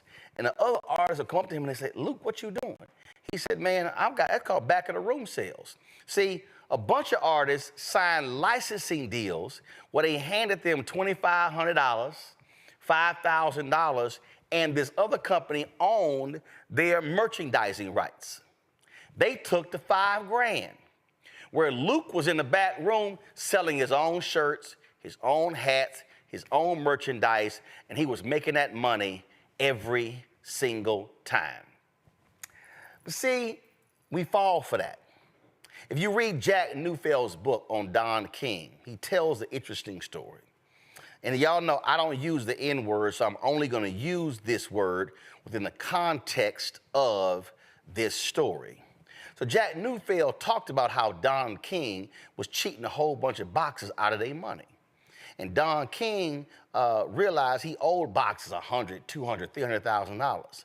But see, Don King said, oh, this ain't no problem. All I got to do is give them a roll of money with a rubber band on it.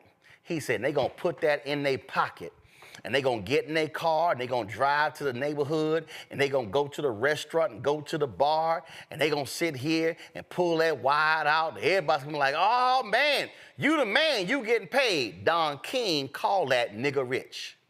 That was the phrase Newfield used in his book. In fact, Muhammad Ali was in a lawsuit with Don King. Don King owed Muhammad Ali about $1 million some odd dollars. So Don King knew, I ain't trying to pay Muhammad that money. So this was what he did. He went to a Muslim friend of Muhammad Ali's, gave him a briefcase, and the briefcase was filled with $50,000. He goes to the hospital. While Muhammad is in the hospital, the Muslim friend says, say, brother, this is not good, two brothers fighting each other. And so Don wants to give this to you. And he opens the briefcase up, and he sees $50,000. Muhammad Ali goes ahead and accepts the $50,000. Now, mind you, he was owed $1 million from Don King, but he flashed him the money. That's what they do to black folks in every single area when we talk about sports and entertainment. They flash us the money as opposed to the equity. And so, Isaac Hayes III, founder of Fanbase, was in a conversation with Jermaine Dupri. They posted on social media, and I saw that. We were going to discuss something else today. We were going to talk about AI.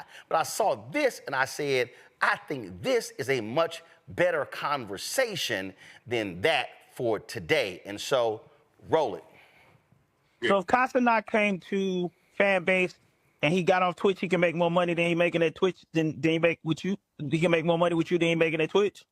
I tell you how he could. I give him equity in the company. I give him equity in it. But that's a gamble. No, that's not like. Want to know why it's not? Does Castanet have the ability to move people where he wants them to move? I don't know if he knows. Yes, he does. When they went to New York City, tried to get away from PlayStation, and the motherfuckers mobbed the whole shit. Okay, you're right. That's right. Okay, so Castanet said, I'm over at Fanbase. I'm going to Fanbase, but he owns part of the company. Fanbase goes from 600,000 plus users to 1 million users in like 24 hours. That means then Fanbase becomes $1 billion company. Now, the same people that invested in all them companies, ripping all of that failed, look at me like, oh shit, we got to go get $100 million because he's about to blow up. It's like I always but that's you. But I'm saying yes, you. So how do we get Castanet that money though? That's what I'm saying. How do because they'll have equity. Because they'll have equity in the company. But equity. You know, equity. Wait. Hold on. I'm just going to tell you, equity to don't sound like money in the hand, right? Just like Magic Johnson. They offered Magic Johnson equity in Nike, and he signed to Converse. But he's a guy from Detroit that didn't understand the word equity. So that's all I'm saying. My phone going crazy. We're going to have to do this later on. All right. But I'm just saying, we'll All right, so this is the conversation Jermaine Dupri was referencing about Magic Johnson. Watch this. Winning the national championship, and 3 companies came in: Converse, Adidas, and Nike. Nike was just a year or 2 old. Converse offered me the most money. So, you know, when you grow up broke, you take the money. Phil Knight came in and said, hey, I can't offer you the same type of money, but I can offer you stock. Wasn't trying to hear that then. I wasn't trying. I wasn't trying to hear that then. And I didn't know nothing about it. And my family didn't come from money. Yeah. See, that's one thing that hurt us sometimes. When you don't come from money, you don't know. I didn't even know what stocks was at that time. So I passed on the stocks. Can you imagine? 45 years. $5 billion that stock would have been worth today. But let me say this. When you don't know something, that's okay. It's when you know and then you make mistakes. I'm a person who live in the moment. And if something happened to me that wasn't good, I leave it in the past and I keep moving forward. That's who I am. No, doggone well. Magic still like, damn, I wish I had that $5.2 billion. Isaac Hayes III joins us right now. He's the founder of Fanbase. And Isaac, Magic just sat there and said, when you don't know, that's what makes it worse. The reality is, the brother who you were talking about and cats today, they know. It's all around. Everybody is talking about it. But the reality is, a lot of us want to go for that quick money in our hand, not realizing that if they are paying you X, they making 4, 5, 6, 10, 20 times more money, you making them rich. So the young brother you're talking about, he's huge on Twitch. How much is Twitch valued at? Twitch is valued at $45 billion. Whoa, hold up. This young brother is one of the biggest folks on Twitch, but Twitch is valued at 45 billion? 45 billion. And I guarantee you this brother ain't worth 450 million. He'll get there. I think he'll get there, but he has to make the type of moves that I'm offering. He's going to have to do those type of deals. Something interesting. Somebody pointed out something interesting to me today about equity, in that there's another streamer, this kid named Aiden Ross. He's on a platform called Kick, and Kick gave him equity in the platform. He's white. He's a streamer. He has equity in Kick. Kai Cenat is on Twitch, which was already acquired by Amazon, but he's making a lot of money, and he has a very good split on the revenue that he brings in, but he doesn't have equity. And that is my point in introducing the conversation of equity, even with Fanbase raising capital. So let's be clear. Even the round that we're raising on Start Engine, everybody that invests in Fanbase is getting equity. So equity is the word of the day. Whether it is offered in exchange for services and consulting for somebody that has a massive following like Kai Cenat, or whether anybody watching this program right now invests in Fanbase, you're having equity and ownership in a company, right? And so as time progresses, these companies grow in value. They reach enormous amounts of billion-dollar valuations in social media. Facebook is worth $2.2 trillion with a T, right? And so imagine, like I said, someone like Magic having that experience with 45 years of Nike stock going from 17 cents a share to about $100 a share and being worth $5 billion. Right now, with Fanbase, equity is, right now, our shares are $665 a share, and we are valued at $160 million. But let's hypothesize, again, that Fanbase becomes worth $160 billion, which is half the value of Instagram, half the value of TikTok, and not even a tenth of the value of Facebook. That's still a 1,000x return on your investment. So if you put in 100,000, you get $1 million. You put in 50, you get 500K. You know what I'm saying? That's what would happen at an exit. So either we sell the company or whatever. So the importance of me bringing up the word equity for someone like Kai Cenat, he has an enormous amount of value that he can bring to any social media platform just by simply using the platform, right? And so him having equity will increase the value of the company that he's already a part of, and then he can still make money in other ways on Fanbase because the app is monetized. And so that conversation that Jermaine and I had, Jermaine is correct. And that a lot of people, and a lot of rappers, young people, they don't understand. They they're so cash heavy that they don't understand that, you know, your money in music can run out. You can, you know, you can fall on hard times or whatever, but your portfolio of what you invest in, people like 50 Cent that made wise investments with Smart Water, right? Or someone like Nas that invested in Ring when it sold for like 1.2 billion to Amazon. He exited out of that company. Jay-Z has had exits from these companies. Snoop You've had there was I forgot the company. Kobe Bryant did the exact same thing when I think McDonald's and others were trying to sign LeBron James to a marketing deal. They said, wait a minute, hold up. So then he invested, I think it was a pizza chain, and again, equity stake in that. You talk about Diddy. Diddy had a marketing deal with Ciroc, not an equity deal. And so he had a marketing deal. And so Diddy took this brand, with Ciroc, and blew it up. And, he got paid well, but they got paid a hell of a lot more money. And what ended up happening? He sues them. They end the deal. Well, if he had an equity deal, they would have had to give him a much bigger payout. And this is why the ownership thing is so big. George Clooney, Ryan Reynolds, they had equity deals in tequila companies sold for a crazy amount of money. Reese Witherspoon owned her own production company, sold that production company for almost $1 billion. And again, a lot of us, we are getting excited about, I got a first look deal. I got a production deal. When no, it's about owning the content, owning it, having the equity stake, and hell, that thing is making money without you. Michael Jordan was able to buy the Charlotte Hornets because of and here's what's crazy. His mama is the reason he got that 5%. That 5%, Michael Jordan don't have 51%. And see, this is the other part of equity I think that's important. It's a lot of black folks who do think about equity, but no, I got to have 51%. I got to have 51%. Michael Jordan signed a deal, and his mama insisted he gets 5%. He took that 5% deal, and that's why he's now worth $2 to $3 billion as a result of his mama saying, no, we don't want just a check. We want 5% of everything sold with Jordan's name on it. Right. And cashed out immensely. And again, you named some smart African American people, but most of the people you're talking about are white entrepreneurs, white entertainers that are offered these deals. They're not offering equity deals to us. And the interesting thing about that is the amount of leverage that black culture has in influencing all types of businesses, whether it's music, fashion, TV, alcohol, crazy, all of it, right?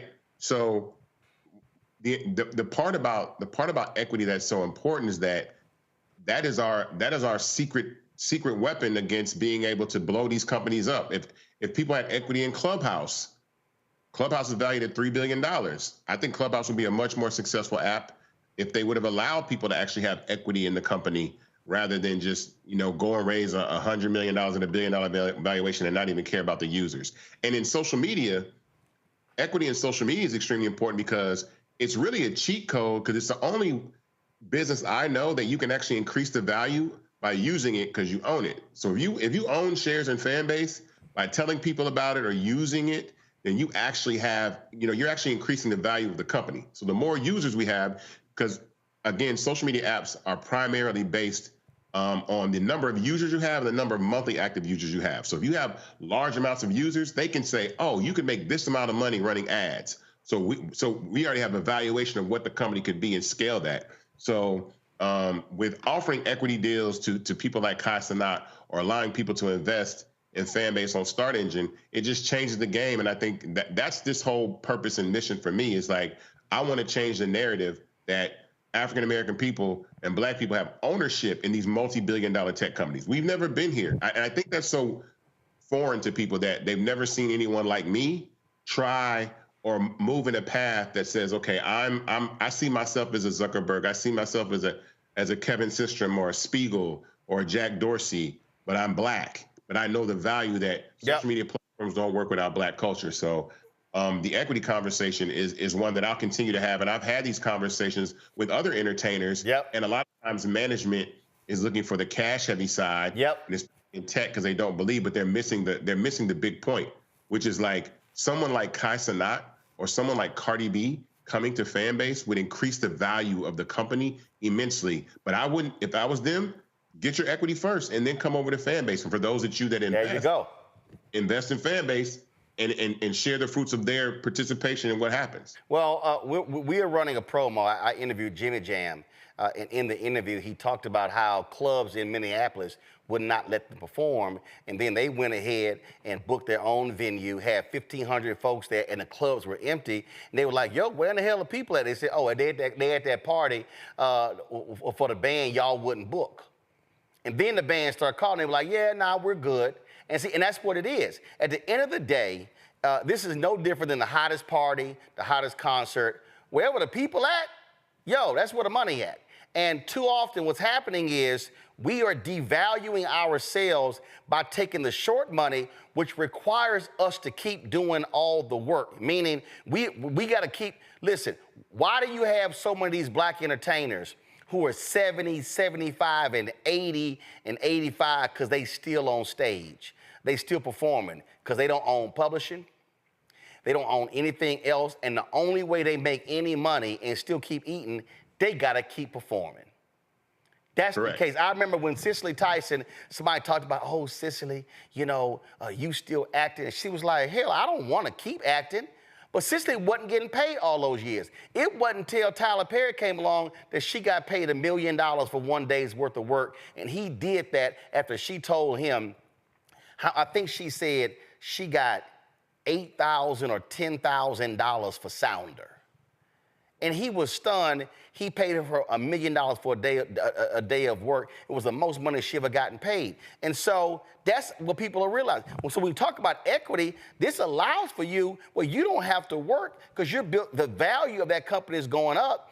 And then how the tax code works, when you start talking about capital gains, stuff along those lines, okay, Elon Musk, the richest man in the world, he ain't got $44 billion in the bank, or whatever his number is. The reality is he is able to go to a bank, leverage his stock, and go buy whatever he wants to, and then his tax liability is low because you don't actually have to pay on that until you actually pull it out. That's why the rich folks want to keep the capital gains tax rate exactly where it is, and they actually want to be lower as well. And so this is a conversation that we as black folks have got to have because we want to understand building wealth.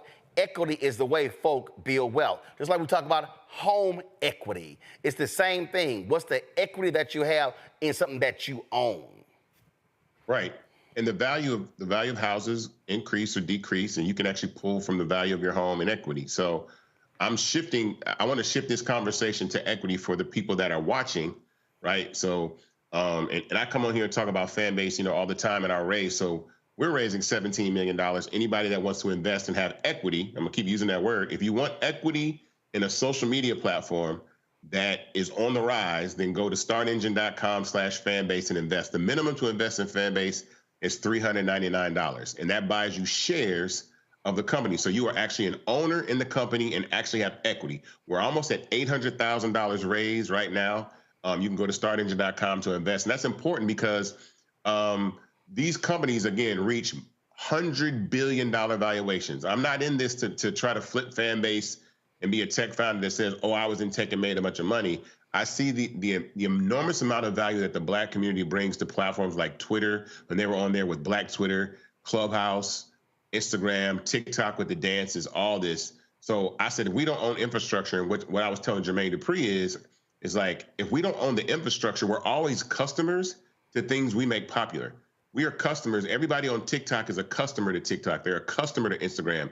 They're a customer to Clubhouse and Facebook and all these platforms. They don't have any ownership in them. And what typically what these platforms do is they find one or two people to pay and make wealthy and say, okay, see, look, we made them rich.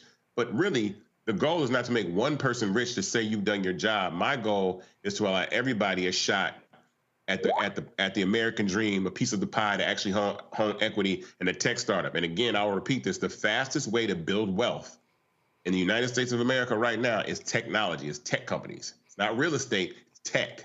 So you see how much NVIDIA is worth. You see these tech companies with AI and all these other platforms like this. So I'm doing a tech infrastructure play that's social media and technology and culture. So that's why I tell people to go to startengine.com/fanbase to invest and own part of the company. It's extremely important. And this is and one of the things I say is Fanbase, you know, I believe in the company. I believe in how successful we're going to be and how we've grown. And so I want people to take this ride with us, because we're only going to keep getting bigger and better. That's what we're raising the $17 million for. And we want people to be a part of that. And so that's extremely important. Equity is the word of the day. If you don't, listen, I don't want to 5 years from now, you'll be like, man, he was on Roland talking about equity and the word. I should have just did it. I should have put my money in. I should have went and invested. But, you know, this is your opportunity to do so, because people like Kai Cenat are making a lot of money, but he doesn't have equity in a lot of these platforms, these companies that he works with. Absolutely. Equity questions. Robert, you first. So with the equity, can you kind of describe kind of a ratio when people are investing, you know, compared to other companies? You know, let's say you had at the same point in time were investing in Facebook when they were at this same level of development. What kind of returns will people see? Because I think sometimes we can put it in more concrete terms that helps people understand exactly what the equity stake can turn into. Well, I mean, I have to speak hypothetically, just because I can't make any guarantees. Oh, no. Let's not do hypotheticals with Fanbase. Let's use real life examples. Facebook, okay. Apple. I mean, you already use it. Say it again, Nike. What was Nike's stock when it was offered to Magic Johnson?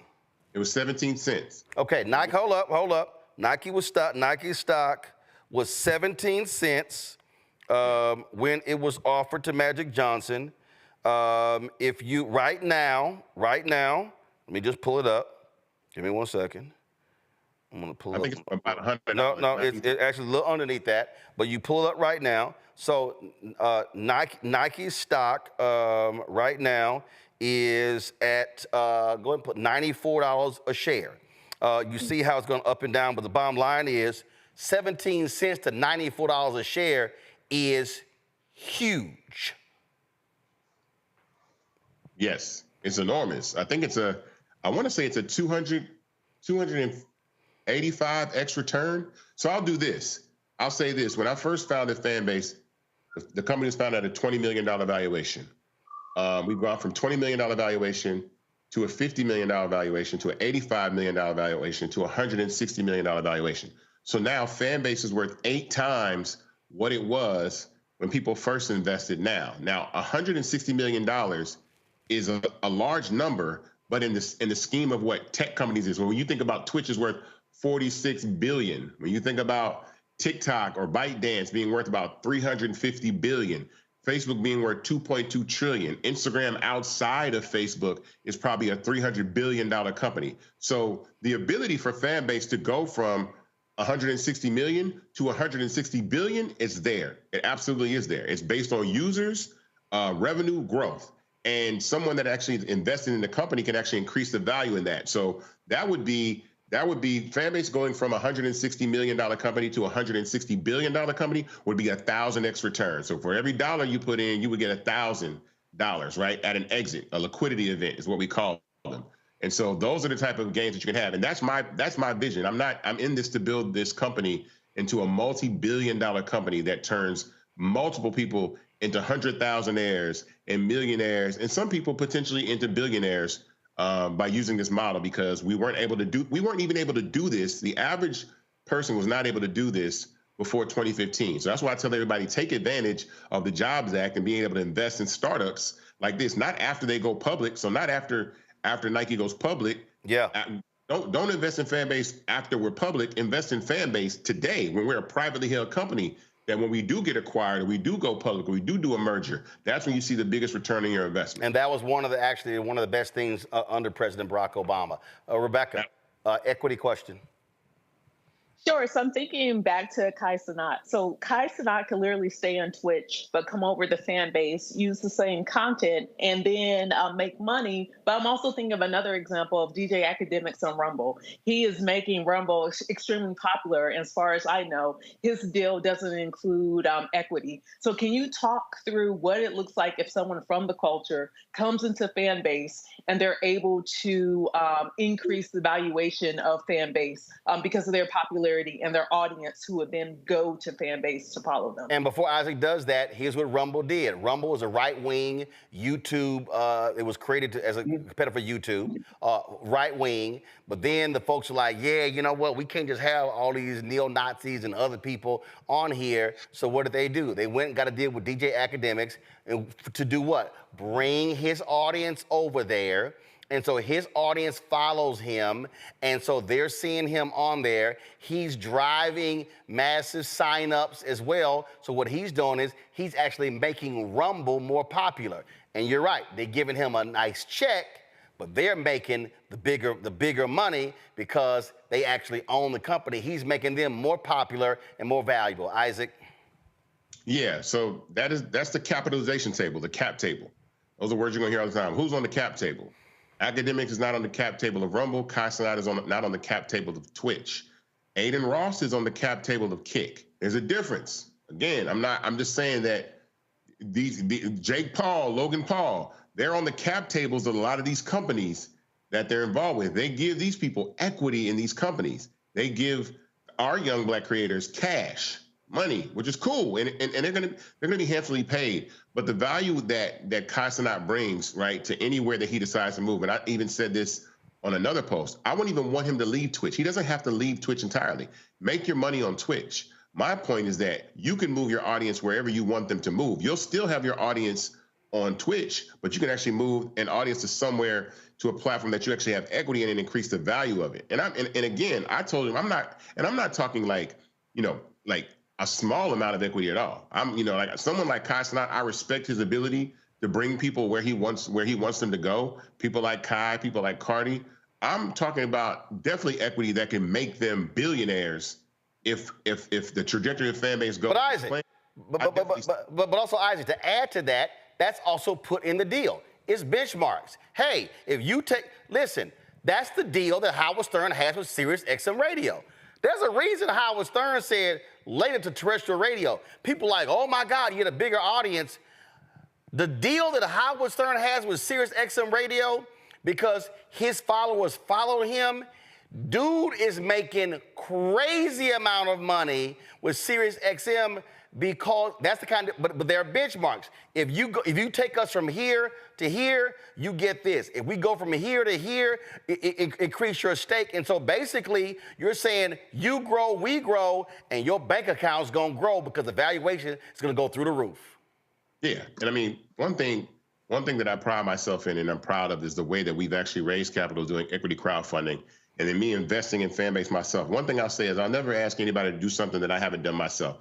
I spent $200,000 of my own money, not this money that I made producing music in the music industry. I gambled on myself. There you go. Right? So that $2,000 saved me about 20% of equity that I would have had to give away.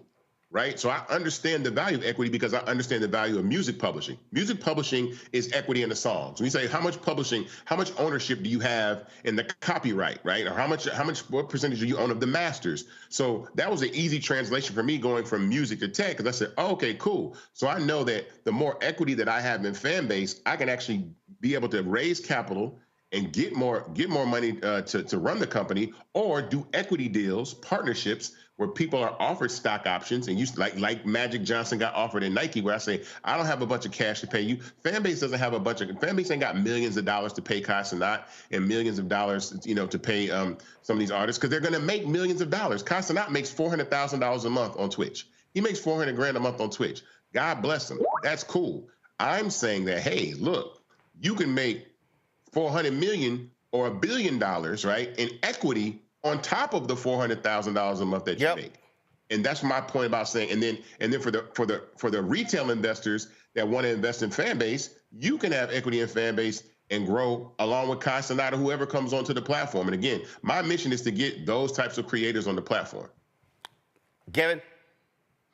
Isaac, thank you so much for being with us and for what you're doing, for what you're building. You know, it's funny, when we talk about equity, I feel like we talk a lot in our community these days about the DEI kind of equity, which is important, but this kind of equity that you're talking about, this is about generational change for our community, right? I think too many of us, especially, you know, young Black folks coming up now, they want to be rich, which will get you money, but what we should be aspiring for is to be wealthy, right?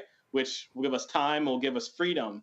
So I guess my question is, like, I understand, right? We work so hard to get our seat at the table, but what we should be doing is trying to build our own tables. So how can we shift that mindset in our communities? How can we get, you know, young Black boys and young Black girls to grow up wanting to be producers and owners and investors and not just the consumers and employees? And how can we make sure that they have the skills they need to do that?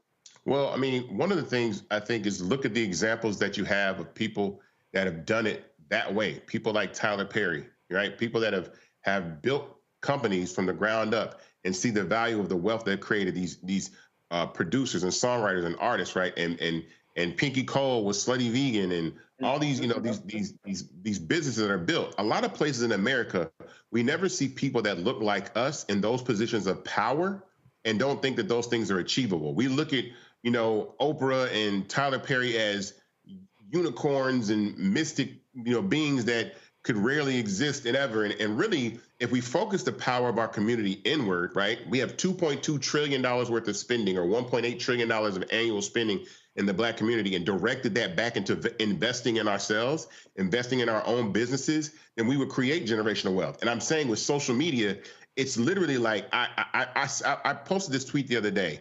You will not find the CEO of TikTok, Instagram, Clubhouse, or Twitter say that those platforms don't work without young people in Black culture. You'll never hear them say that. I dare anyone to say that we don't need Black kids on our platform to be successful. They'll never say that. So if you know that and they know that, then who has the power? The community, Black community does, right? Black culture does. Now, the question is, are we using that power? How are we leveraging that power? And I'm saying with Fanbase, by investing in the company and then coming over to the platform and using it, and that's not for Kai Cenat. This is for every single rapper, every single athlete, every single actor, actress, businessman, content creator. If all of you all went and invested in Fanbase and then came over there, now you own and you're able to monetize. The platform was built to monetize through subscription, which no other platform did the way that we do it before Fanbase. So now you can make money on the front end and then have equity on the back end. So this isn't a call just for Kai Cenat. This is a call for every single Black person that is watching this broadcast or will see this broadcast or see this video. Get your piece of a company that you can actually speak proud of, be a part of, use, help bring value to. That's what we have to do. We have to create examples. Fanbase has to be the example. Like Bob Johnson made the most amount of Black millionaires ever when he sold BET. I keep saying I want to obliterate that record. I want to make so many millionaires. Fanbase has over 14,000 investors now, about 15,000 investors now.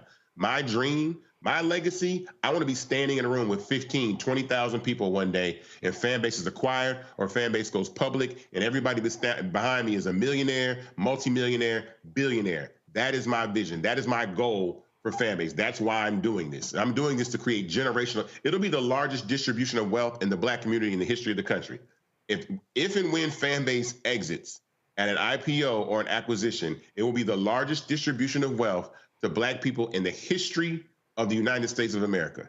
Bob Johnson was the last one. I'm going to do the next one, and it's going to be bigger because all of us are going to own part of a company and leverage our culture to blow it up. And then we do it all over again. Okay, we did it once with Fanbase. Let's go do it with a movie studio. Let's go do it with all the things that we can do. Let's go do it with an automobile company. Let's go do it with an airline. We can do this. We can leverage our culture to create generational wealth. And that's what we have to do. We can't keep leveraging our culture and giving it away to these other platforms and then getting little one-off paychecks to be ambassadors and brand ambassadors and spokespeople and all that kind of stuff. Meanwhile, the people that own these companies are putting their great-great-great-grandchildren in positions of wealth that aren't even born yet.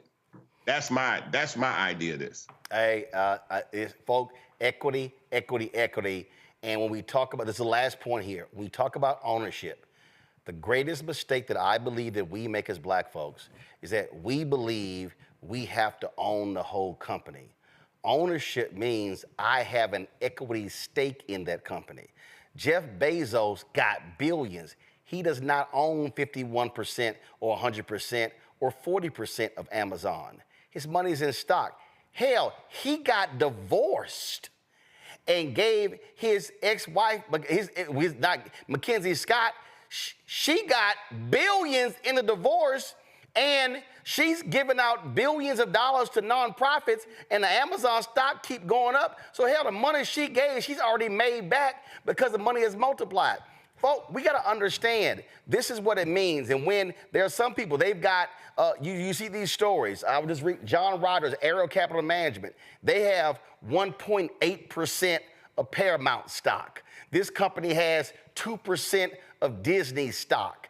That's what this is all about. And so the purpose of the conversation is to completely redirect our minds when we talk about Black ownership, and that's the whole deal here. If y'all want more information on the fan base raise, go to startengine.com/fanbase. And so next week we'll chat with Isaac about artificial intelligence on our Tech Talk segment. Isaac, we certainly appreciate it. Thanks a lot.